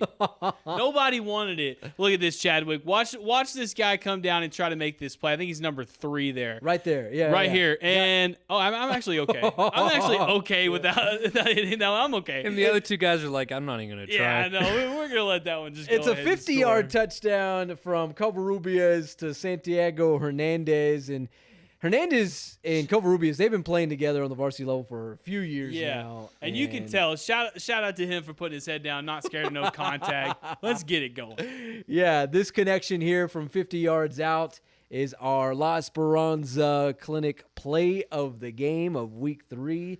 Let's take a look at it one last time. This doesn't get much better than this. What was the final score of that, Trammell? A lot to a little bit, Manny. Yeah, Let me see I if know I it can was a get the lot to a exact. little bit. I think they hung 56 on them tonight, if I'm not mistaken. Yeah. Final score of this one's going to be 56-29. El Dorado Eagles all the way. But see, Trammell, that's why you wrap up right here. You don't try to knock them out of bounds. I know. You just took the All right, shoulder, Tony. man. Let's come back to the desk. La Esperanza No smoke. play of No the smoke. game, and no smoke involved there. All right. Okay, so as we kind of wind things down here, let's see. We do have an update from Sweetwater, 47-12. Mustangs leading the Lakeview Chiefs. With about 2:28 left in the fourth quarter. That goose is cooked. That train is has left the station. And with that, Manny, I'd just like to brag that I went 6 for 9 for picks tonight. That's pretty good. That's over 500%. Okay. That's what we like. Okay. We like to stay over Chadwick, 500. we're going to have to get you in on the pick'em next week. So, obviously, I lost on the Central Vandegrift game. So, there. I lost on Mojo to Tascosa. I knew I should have gone with Tascosa. I had a wild hair there. You won with the Moorbirds. I lost on that. Gosh, you picked Martin. I was feeling like Legacy was gonna run with that one there. I picked Sweetwater, so at least I got one there. You got one at I got one at Abilene, also against Cedar Park. Okay. Abilene Cooper, Abilene Wiley. So give me another one. Yeah, I have Wiley. I'm now there. 3-3. Big Spring Monahans, 3-4. You picked. We both picked Big Spring. Yeah, we took an L on that. Yeah, we both took an L. So 3-4. Let's see. I picked Cristoval. Everybody picked Cristoval. Everyone picked Cristoval and everyone picked 4-4. Eldo. So that's. Then the last one, Coahoma El Dorado. So yeah. 5-4. Yeah. You win. Hey, over 500. We did it. All right. So final thoughts of the night, Trammell. I'll whatever All right, comes final to thoughts to for mind tonight here. for me is going to be that, man, if our big schools don't pick it up, our little schools are going to be what we're famous for around here. I mean, if we're talking about Sterling City winning tonight, if we're going to talk about 2A's winning, like Crystal, we're talking about Eldo winning. I mean, those are the games we're winning. But if we're talking the other side, we're talking our 6A's, they're losers. 4A's, they're losers. 3A's, they don't even play because they're sick. It's not a good look for the Concho Valley. We need wins all over the board. So next week I'm looking for more competition and just closer scoring games. Yeah, I like it. Chadwick, final thoughts on the night.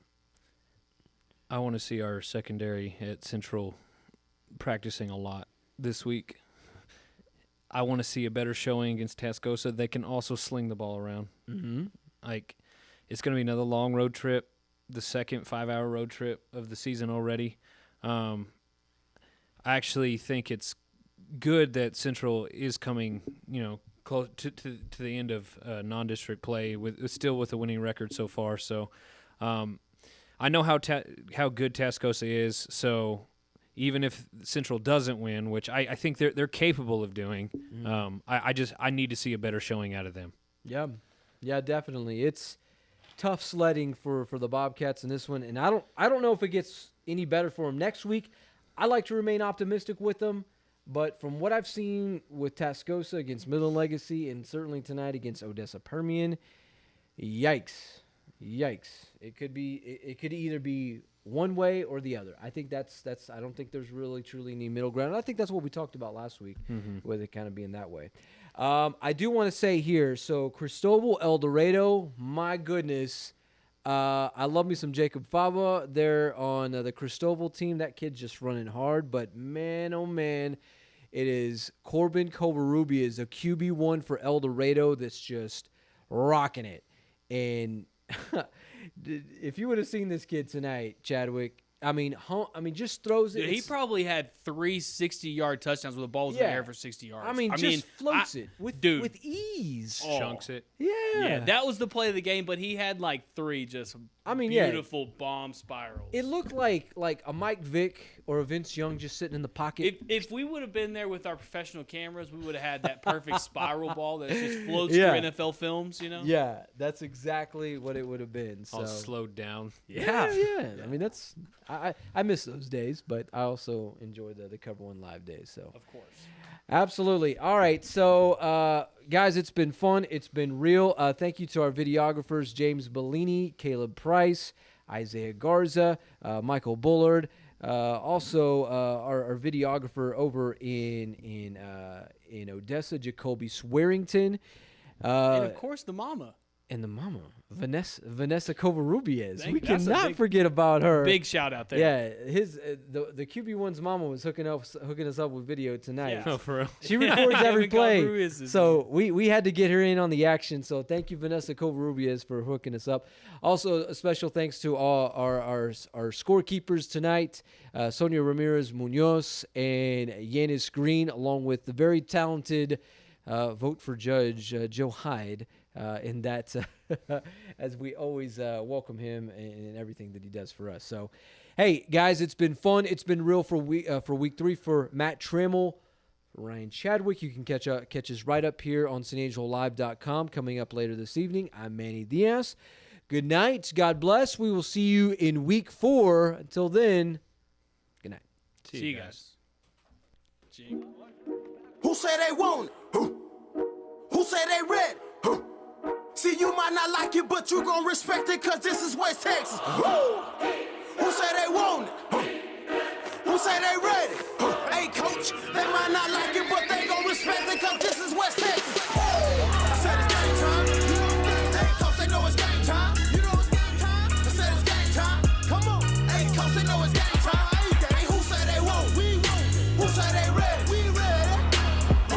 They might not like. We like it. But this is West Texas. They gon' respect. First off, I got my grades up, so I deserve every moment that I'm out on the field. I've been in practice all week, so you know what it is. We ain't come for the win, but we came for the kill.